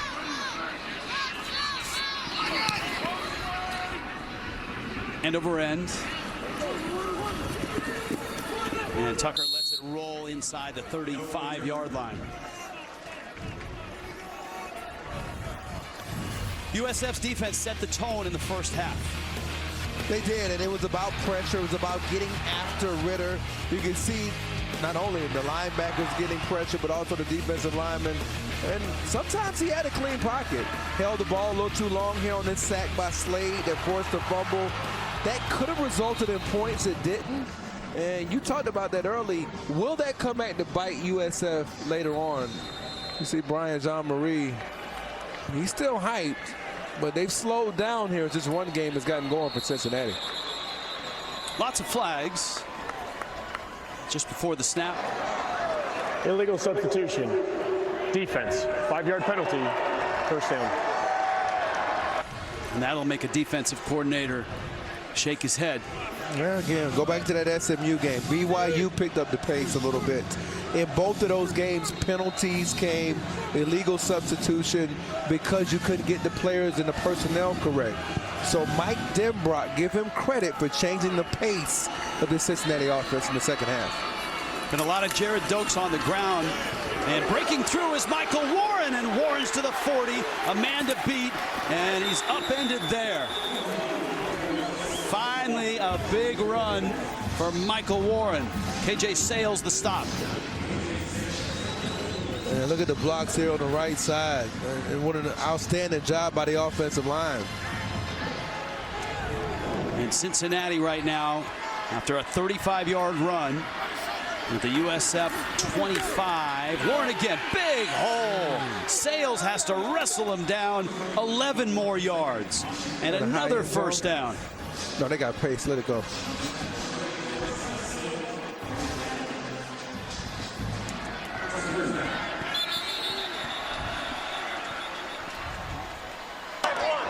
False start. Offense. Number 51. 5-yard penalty. First down. Penalties were an issue in the first quarter. 5 flags in the first 10 minutes against Cincinnati. And that's Lorenzo Metz, the big German.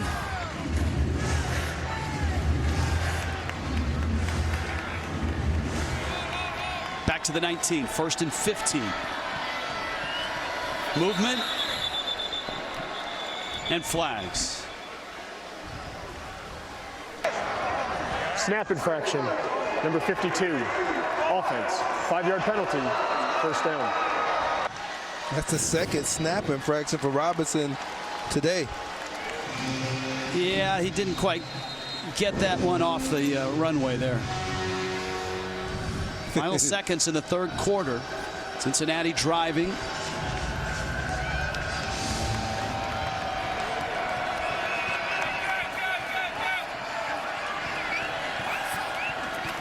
First and 20.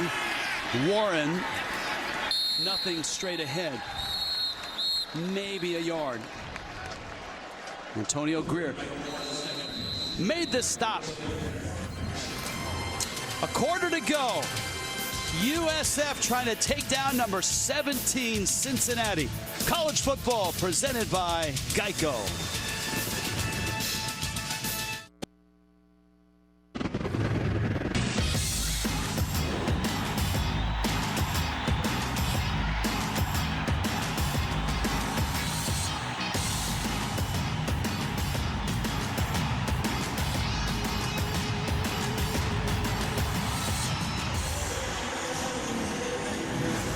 Chick-fil-A game summary in Tampa. Rich Waltz, Corey Chavis, Jenny Dell. What jumps out at you, Corey, on this list of numbers?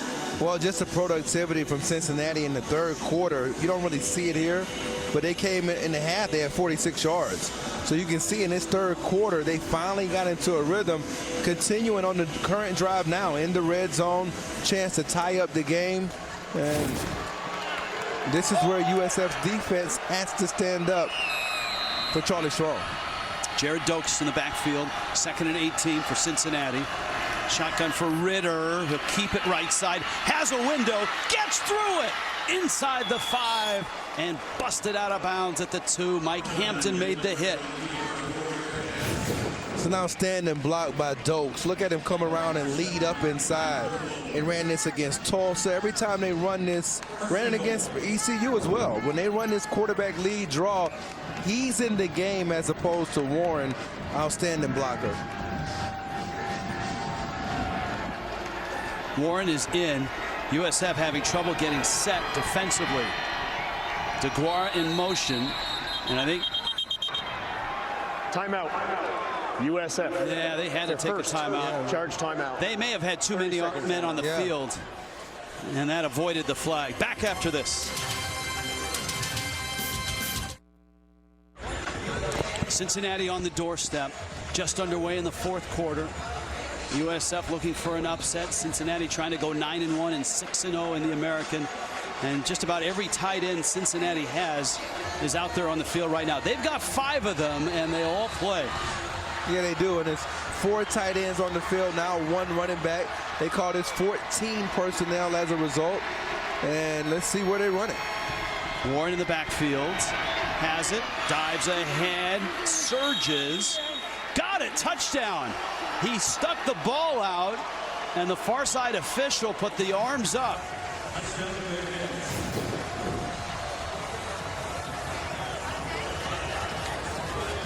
Can't see it from there, but the official was decisive with the ball.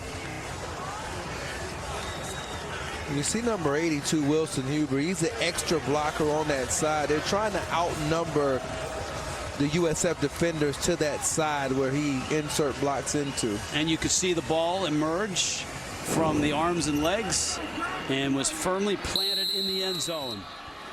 And Cincinnati has a chance to tie this thing up. Sam Kroza, who has hit a field goal, has the point. Impressive stuff from Cincinnati. Shut out in the first half. They've put 17 on the board here in the second. If you're going to be a Bearcat, it's got to be about getting low. No more cat and mouse games. Get it done.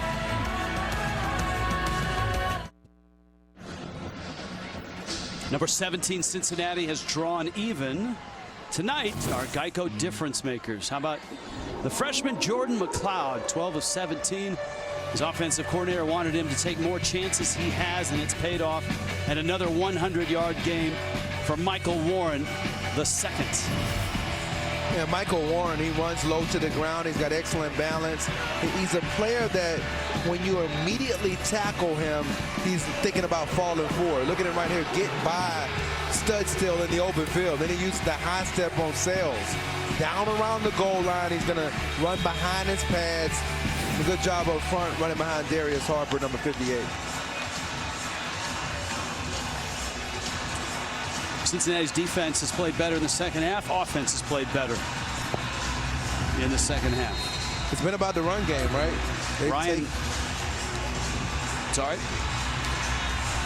Ryan Jones will kick off.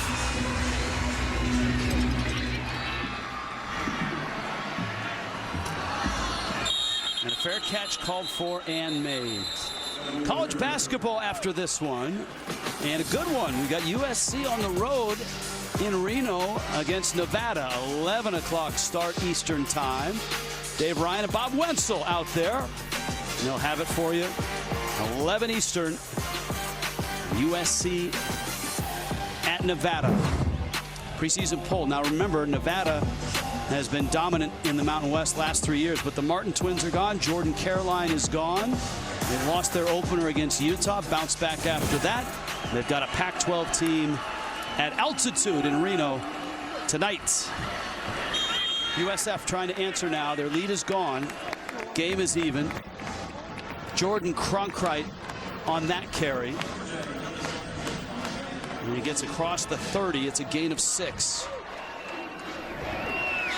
Now Joyner, a little more speed, and that gives him a first down, and we head down below to Jenny Dell. Jenny? Linebacker Brian Wright was going nuts on the sideline during that touchdown play, getting the whole defense fired up. Now, defensive coordinator Marcus Freeman said when he's positive, he's one of the strongest leaders I've ever been around. He's so emotional, authentic in what he does. Super positive on the sideline. I just saw that, guys, firsthand. Thanks, Jenny. McLeod's in trouble. Flag is down behind him, maybe a hold. He escapes out of bounds, but this one could be costly for USF. Holding. Offense, number 76. 10-yard penalty, first down. It's Jared Hopple who got the start. Remember, Donovan Jennings, their best offensive lineman, is out tonight. He's working against Malik Van. And Van is one of those stronger players in the upper body. Used the rip move that time to force the arm bar from Hopple. Joyner's still in there. On 1st and 20, he breaks loose. And is across the 40 to the 42. It's a gain of 13. Darian Beavers made the stop. And that's a big gain. And he's running behind Marcus Norman, who's played an outstanding game at the left tackle spot. Now a little up-tempo here from USF. And Joyner bounces outside midfield. Good move there. Ball's loose. It's picked up, but it's blown dead. Officials. No! It's going Cincinnati's way. Javon Hicks. The field was a fumble recovered by the defense. First down. Ball was out and Hicks got it. Oh, that's close. Yeah, it is. I think it did come out before his left knee hit the ground, though. This is a big play Cincinnati defense that thrives on turnovers. Hicks forced the on fumble. The field of a fumble recovered by the defense is under further review. He forced the fumble and recovered it. And that would be his second forced fumble of the year. That's really close. I think the ball's already coming loose, though. I think that's the part that they're going to have to determine. If it's already coming loose, then it would still be a fumble. And the original call holds weight. Absolutely. You have to be conclusive to overturn what was called a fumble recovery for Cincinnati. Yeah, I think you make a good point about the original call, Rich. And right here, let's see where the ball begins to start coming loose, right there. And then when the knee hits the ground, clearly it's loose, but you can see about this point, he's starting to lose control of it. And I don't know if there's enough there to make it where you're saying his knee was down and he still had control. Some great shots from our crew. This is another good shot. Now, obviously, he couldn't advance the fumble because he was on his knees when he picked it up. But was there enough you saw on the replay to overturn it? I didn't see enough to overturn the call on the field. And again, that's where the original call holds weight. It's kind of our reverse look. This is a really good look. You can see right there. Although you can't see when the knee hits on this one. Let's see if that left knee is visible. Yeah, but if the ball's already coming out, then it wouldn't matter if the knee hit. The ball's already coming out before the knee hits, then it's going to be a fumble.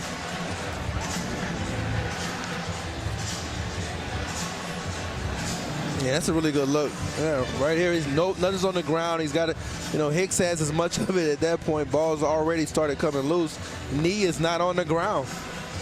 After further review, the ruling on the field stands. First down.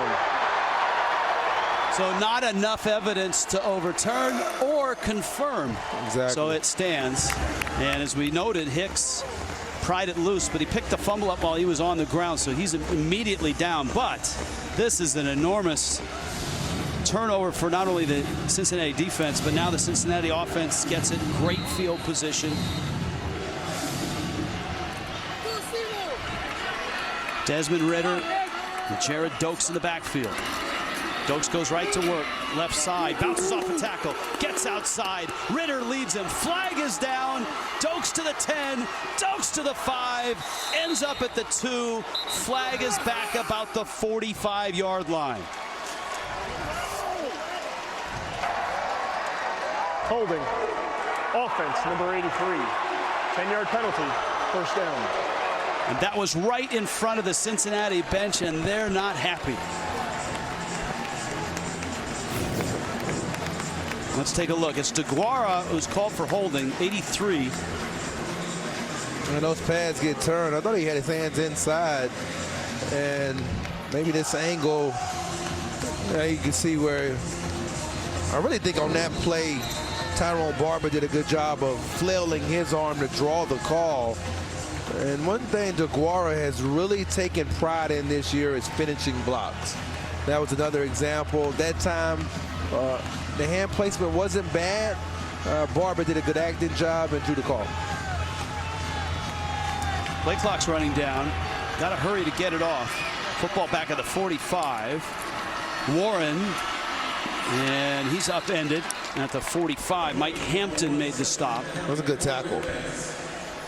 For a corner to come in and tackle Warren like that, you got to give Hampton credit. He's talking to him. He's like, listen, I'm a corner, but I tackle. One of the better corners in the American Conference. I like him even better than KJ Sales, the North Carolina transfer. 46-yard line, 2nd and 13, 17 apiece. Fourth quarter, blitz comes. Ritter steps through it. Flag is down. Ritter across midfield, slides to the 48. Let's see about the flag.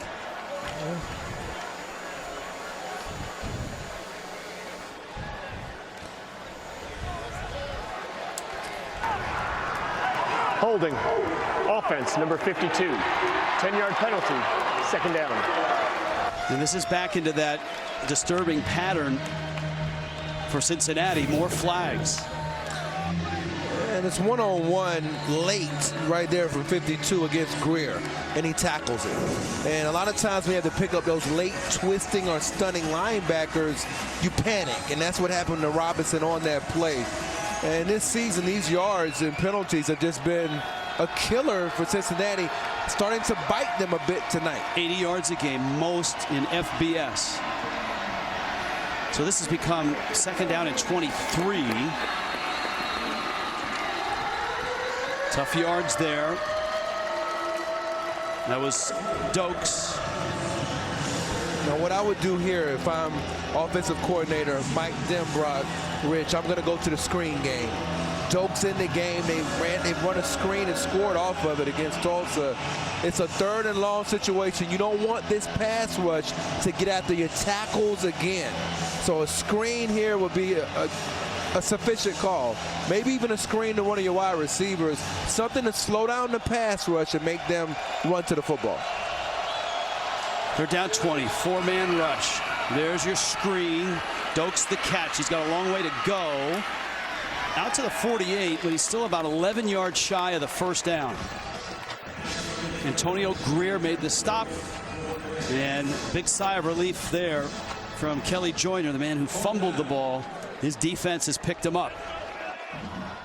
Yeah, but I'm kind of, you're thinking about their pass game the rest of the night. Will they be able to drop back and throw regular passes?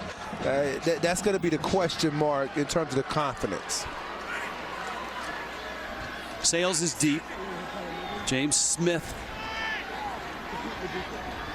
to punt it away. He is really good at this kick. The end over end, squeeze it down inside the 10 kick. Sales, nifty move to get away and at least get it out across the 15. DeGuara cuts him down on the special team. Oh my He's goodness. still mad about that holding call. What a hit. Good ball game and an important ball game in the American. 17 apiece. There were 17 Cincinnati and USF. Corey, your keys to the game. How about an update? Well, I thought they would have to loosen up this coverage so they could run the ball. It hasn't mattered. They still have run it. 0 passes of 15-plus yards. Can they win it without it? 4 yards per rush for USF, a little too much for that Cincinnati defense. And then I need 20 completions for USF's Jordan McLeod. He needs 8 more in the green zone or the red zone for USF. Got to do a little bit better. Here's McLeod under pressure early, the double move down the field to Randall St. Felix. And then this wheel route to Kelly Joyner. And what a catch he makes. Perfect pass in the red zone to Wilcox. Best game of the year so far for the freshman. Can he finish it? Well, the opportunity is here. Certainly a statement win for USF. They still think they got a shot to get to a bowl game. They got to win 3 in a row. Wilcox on a quick hitter. It's going to pick up 8 yards. Derek Forrest made the stop. Wilcox is the career tight end reception leader. First team All-American Conference last year. And on 2nd down and 2, Cronkite trying to pick up the first down. It's right at the stick. And see if they move the chains. They will. That's a first down for USF. Now a little up-tempo from the Bulls. And that's one way to slow down up-tempo. Jabari Taylor and Marcus Brown there. Second half possessions. The touchdown, 75-yard drive. That fumble was right at midfield on the last possession. 2nd and 10. McLeod's throw. Either a little early on the throw or a little late on the break. Tough to tell. Wilcox in the pattern. Yeah, definitely off in terms of their communication. And I think those are the types of throws you got to have. Now all of a sudden it's 3rd and 10 as opposed to 3rd down and 6, 3rd down and 5.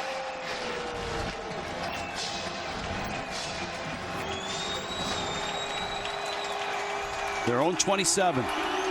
Cincinnati shows blitz. They come with 4. McLeod throws short, and that's way too short for a first down.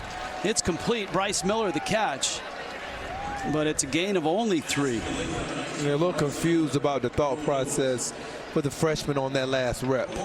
And I think he knows it. And Kerwin Bell's not going to be happy because he's not even giving a chance to your receivers outside the numbers.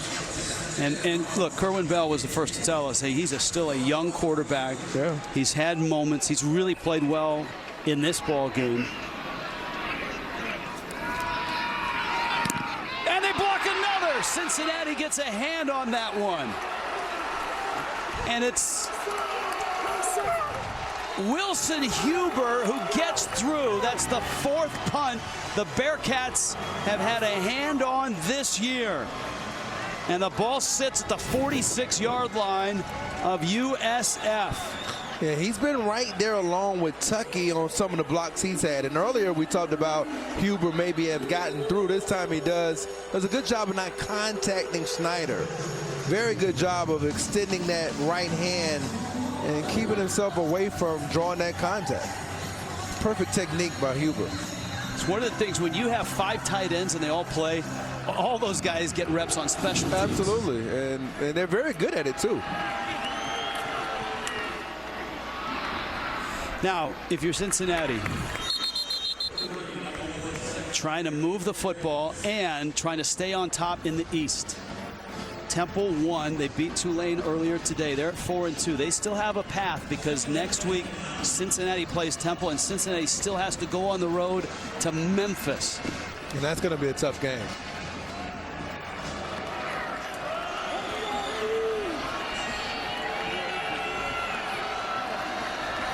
Ritter on 2nd down in traffic, and it's almost picked.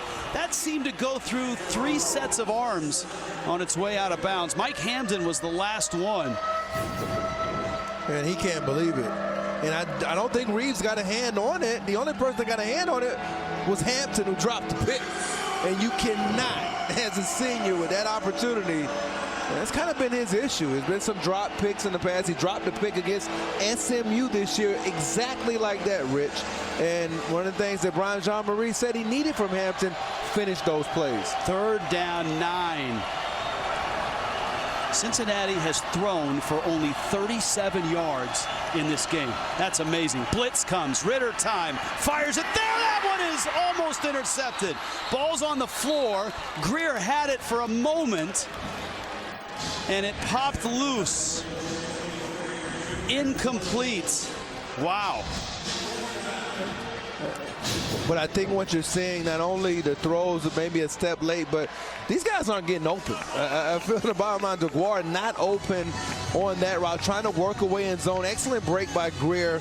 He's an athletic kid, you know, somebody who's come on the second half of the season. And now you need another good punt from Smith. This has turned into field position and punting. Yeah. Smith, the Aussie rules, usually goes end over end. And he's going to drop this one inside the 10, takes a bounce. Cincinnati downs it at the 2. That is great stuff. Textbook. 7 minutes, 7 seconds left in Tampa. Number 17, Cincinnati and USF 17 apiece.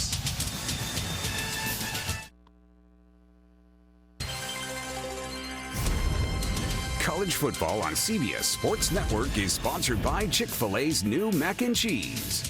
Your dinner plans just got cheesier. By B&W Trailer Hitches, makers of the #1 selling gooseneck hitch in America.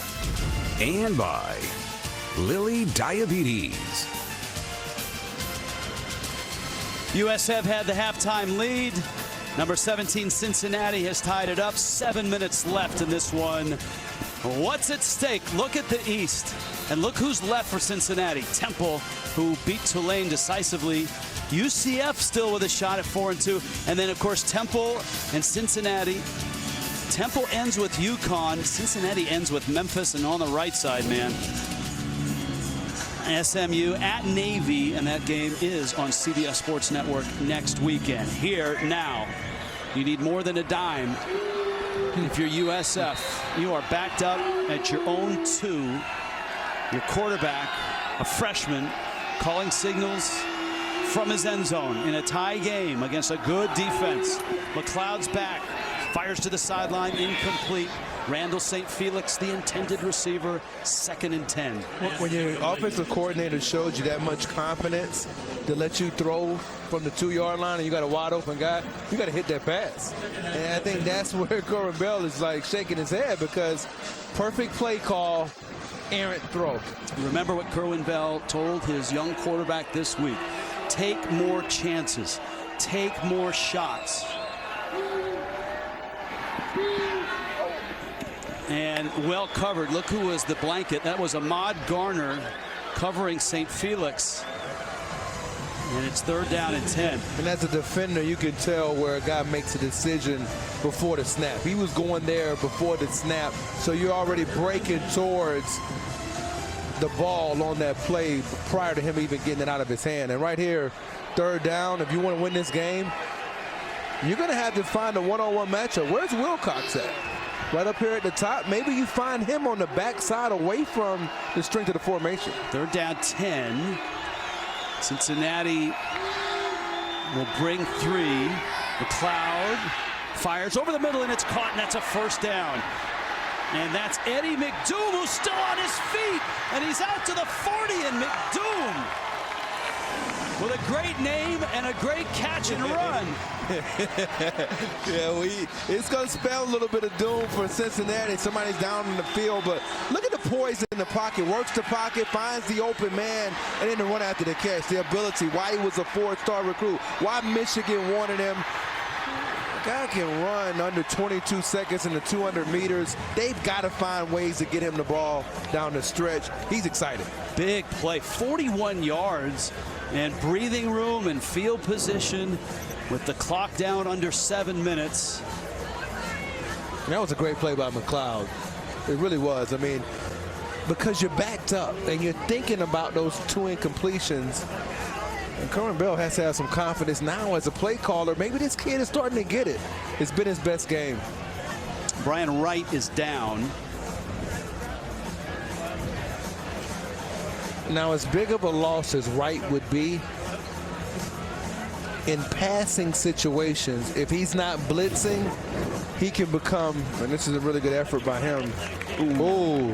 That left leg kind of stuck in the ground. Yeah. That's a tough. He's walking, but in obvious pain. Yeah, that didn't look good. Yesterday, we sat down with the coaches from both sides, and Kerwin Bell told us, we asked, hey, why hasn't your offense been producing points in big plays? He said, you know, our wide receivers are getting open, and he talked about McDoom. He talked about Eddie McDoom and said, we've missed him in 7 or 8 big opportunities when he's been open. And tonight, in the passing game and the offense has clicked. Cronkite getting outside. He's right at midfield. It's a gain of 6. That was a pretty good move he put on Javon Hicks on the outside. Showed some change of direction. McLeod hands off. Cronkite again. Oh, man. Who was that? That's Jabari Taylor, the sophomore. I'm with you, Rich. This guy was a high school quarterback, believe it or not. Yeah, he was, man, and he was also a kickoff specialist. And boy, times have changed. So was he. What a hit.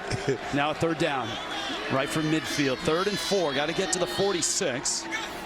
Cincinnati brings pressure. McLeod throws. Little inside catch there at the 40. And down to the 30. Second time that McLeod has kept the play alive, and it's Bryce Miller who makes the catch. Man, look at the route by Miller, a savvy route runner. Ooh, I'm going to work away from you, Arquan Bush. That's called a return pivot route. You go outside and you return back inside off the pivot, and good timing from McLeod. They mark it at the 31. Joyner's in there now behind. McLeod pulls, fires, caught there. That's Jacob Mathis, the backup tight end. And he's got a solid 8-yard gain. And we talked about against this team, you got to get completions, right? What is he up to now? Around 17, 18. You're going to have to be able to throw against this team. The game you did a couple of weeks ago with Aaron Murray, they were able to throw the football against this team. That's the way you got to beat Cincinnati. That was East Carolina that did that damage. Joyner, left side, close to the first down. This is going to bring up 3rd down and a yard. Myjay Sanders made the stop. And now I think you got to be able to run it here, because if you throw and get an incompletion, you want to think about the clock just a little bit here, because if you can get the first down running it, you make them start thinking about the fact that you're holding it a little bit.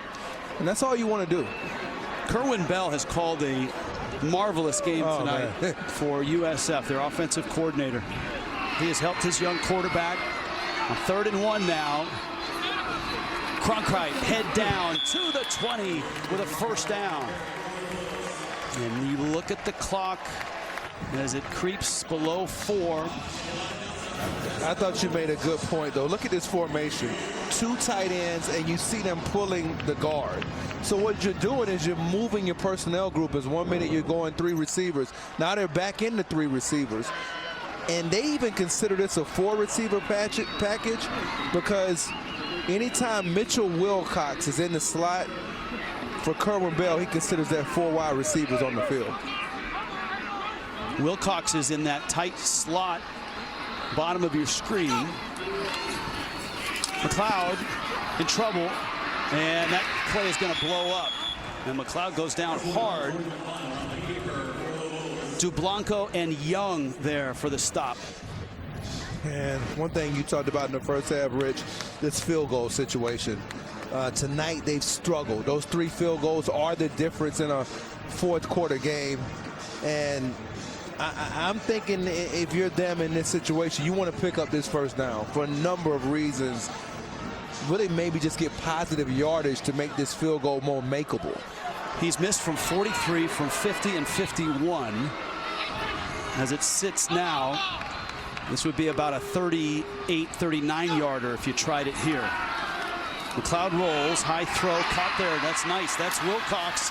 And he's busted at the 16. He's going to gain about 5. And someone's called a timeout.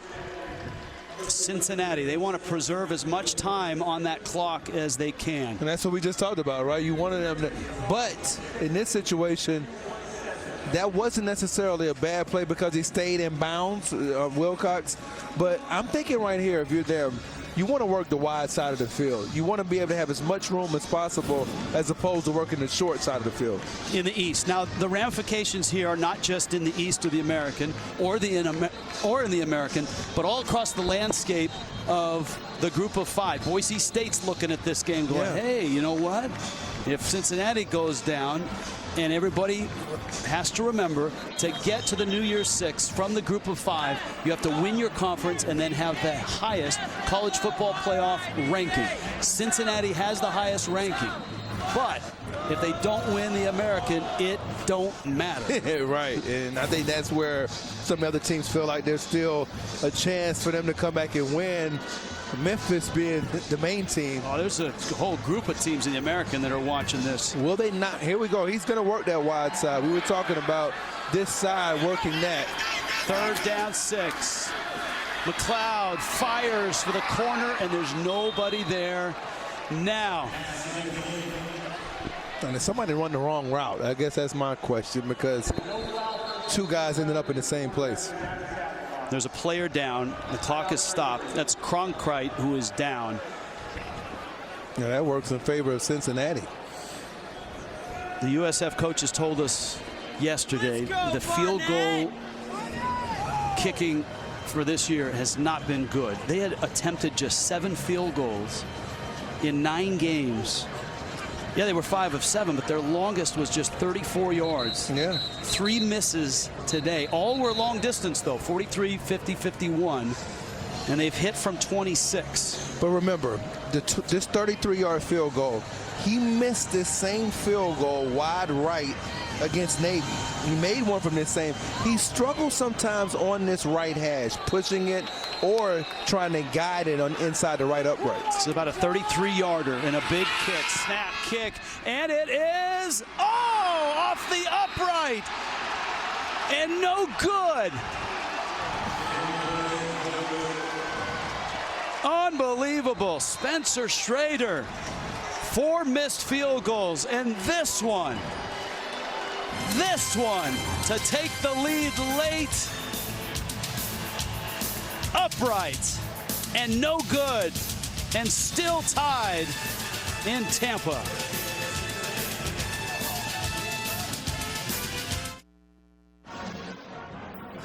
Boy, you feel for the kid out of Gainesville, soccer player, Spencer Schrader, and USF still tied. Now, a lot of these kicks were from long distance. This was from 50.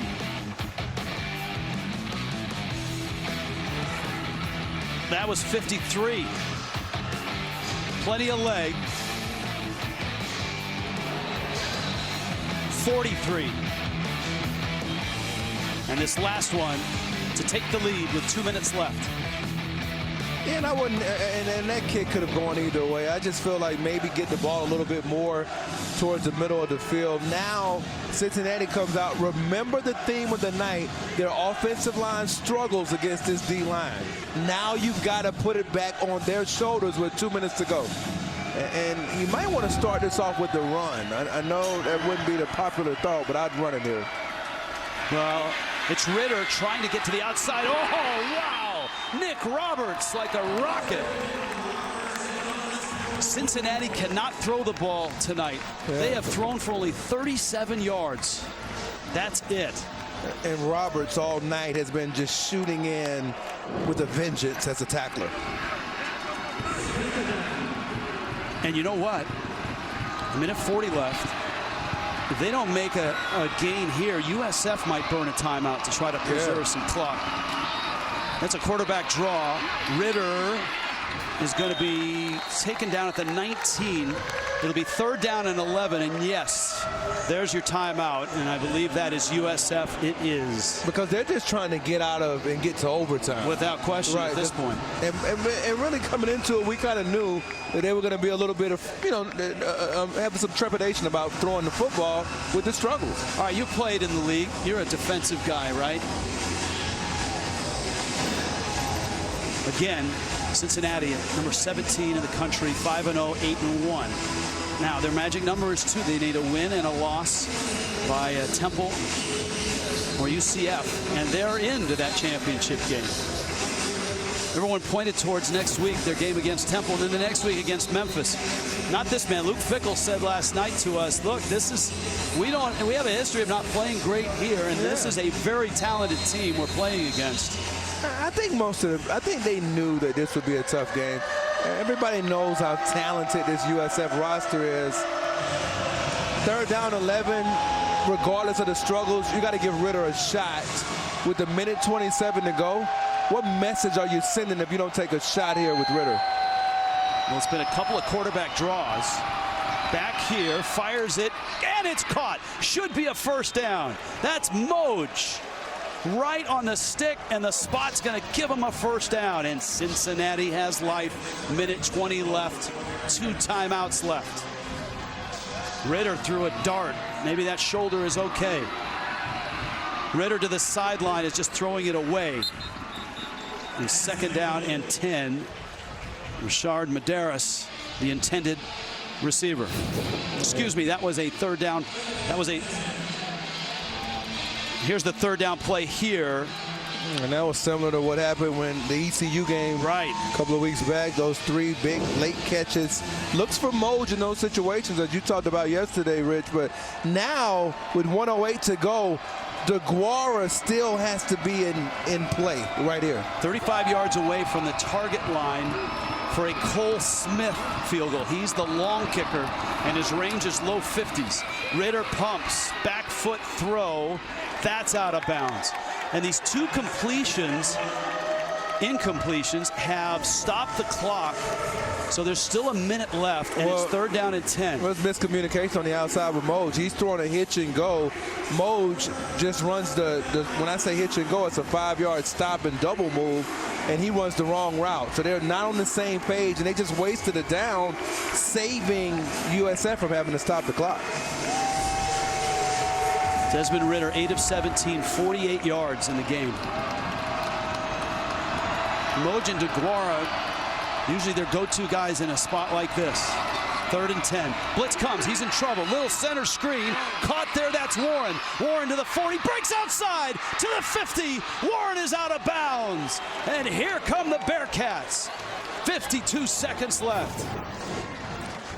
What a play this is. I mean, and number 75, Chris Ferguson, he gets out. Along with DeGuara, they make blocks. Medeiros down the field. And Warren efficient after the catch. They are 5 yards away from that target line for a timeout. And USF, that's their third and final timeout. Darius Slade goes down just as a timeout was called by USF. So he's not going down to stop the clock. They called a timeout, and he collapsed. There's Slade. What a night he's had. Flashed last 2 games. He's been pretty productive. We've seen a lot of what people would call maybe flopping in some of these situations, but that's more for hurry up, and that was just a legitimate injury here after the timeout had been called, as you said.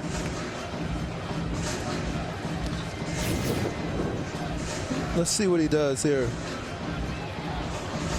Oh, maybe it was. Maybe. Well, I don't know. Now, if 2 guys are going to go down, that's definitely not a flop, but 2 flops. That's plural flopping. But they did call a timeout, so. Well, why do that, though, if you're going to flop? That doesn't make sense, right? I'll bet they got 2 different signals from the sideline. One was call a timeout, and the other was go down. Well, I mean, you wasted that last time out, though. That's the problem. All right. Cincinnati, Cole Smith has hit a 50-yarder. They need about 6-7 yards to get into his range. Luke Fickell told us he's comfortable in the low 50s field goal attempts with Smith. And I would still think about taking a shot. You've got a one-on-one situation with Moj down here against Hampton. Hampton and Sales have both had problems in press man finding the ball down the field at times. That's the short man. That's Sam Croza. His career long is 45. Cole Smith, the long man, has hit a 50-yarder this year. He's 2 of 2. And both of his kicks were well over 40 yards.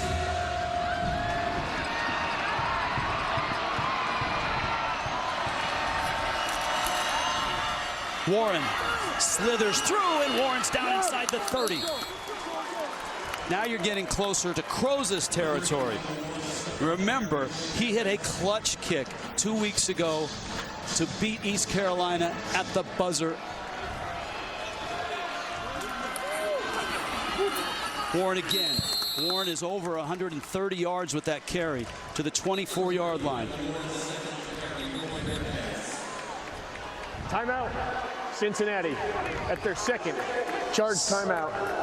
30-second timeout. Cincinnati calls a timeout. Sam Croza warming up. Let's go back to that ECU game. Remember, ECU had a 2-score lead late, and they got it with that throw from Ehlers to Snead, and there come the Bearcats. DeGuara from Ritter. Garner, 62-yard pick six. Since he had the lead, ECU tied it. Croza won it from 32. And right back again in the same spot here. Tie game, 2nd and 5, 35 seconds left. Seconds on the game clock. 3-6. Well, 36 seconds left. And if they were to attempt a field goal here, it would be in the low 40s. And that puts you in Croza's range. The graduate transfer from Western Illinois. And they get a shot at Luke Fickell. This is just a tough-minded team. I think you have to throw statistics out, and they're one of those teams that they're going to play 60 minutes of football, and they don't care how they win. It's complimentary. At this point now, it's about Warren just maybe getting in. Look at Warren as a leader and what he's provided on this final drive. 130 yards and 24 carries. Ball security obviously huge here. One timeout for Cincinnati. Warren looked out, now in, gets a little closer, and that field goal attempt looks a little easier. USF can't stop the clock. Now, if you're Cincinnati, you can not only get closer, but you can center the ball here. And let's see if they do that.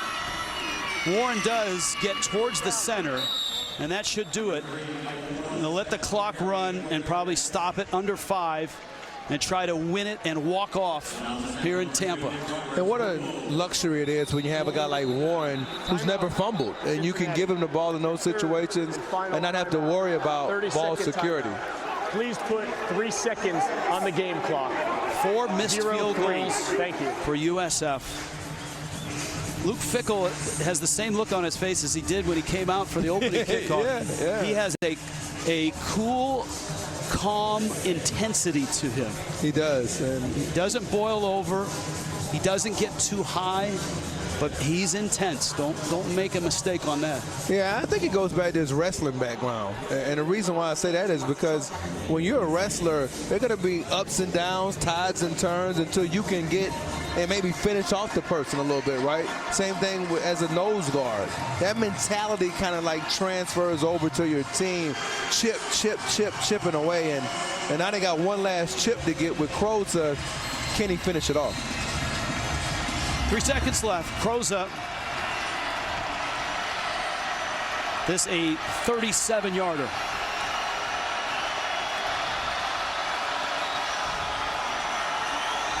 Snap good.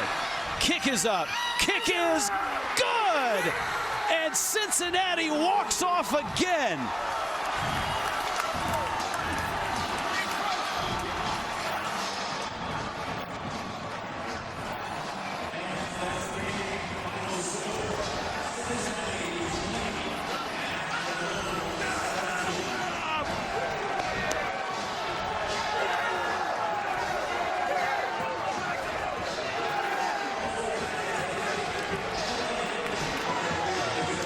Boy, and you feel so badly for Spencer Schrader, who has to watch the opposing kicker lifted in the air and carried off the field. He missed 4, but 3 of them were long ones. And everything was good in terms of the operation. James Smith did a good job of getting it down. He gets the laces around, and it's right down the middle, Broadway. I mean, this is a guy who relishes the moment.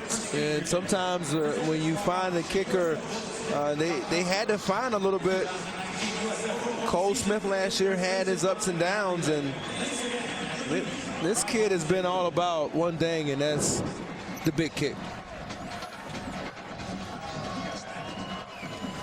So everybody in the American, you can sit back down. Cincinnati survives. Right. Everyone was hoping for Cincinnati to get that first loss. They're 6-0 and 9-1. And now they've got to watch and hope that UCLA can upset Utah and make that victory a little bit bigger. All right, Jenny Dell is with Luke Fickell. Jenny? All right, Coach, at the half, you said that was the worst first half that you've seen your team play. What can you say about the second half and the way that they came back?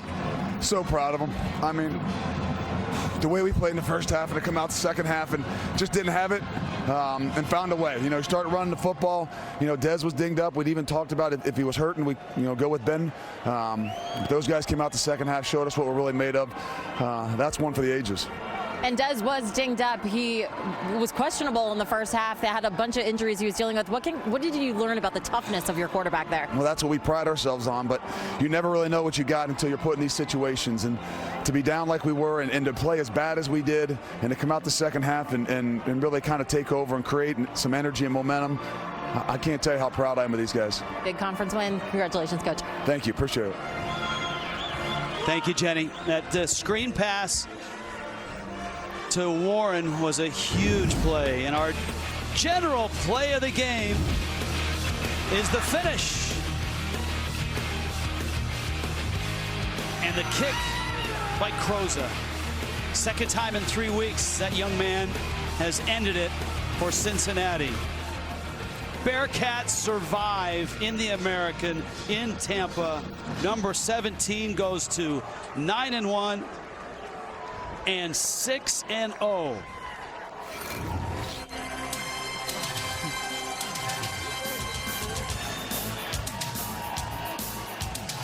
For Corey Chavis, Jenny Dell, our entire crew, I'm Rich Waltz. This is a presentation of CBS Sports Network. 24-hour home of CBS Sports. Let's send it to New York.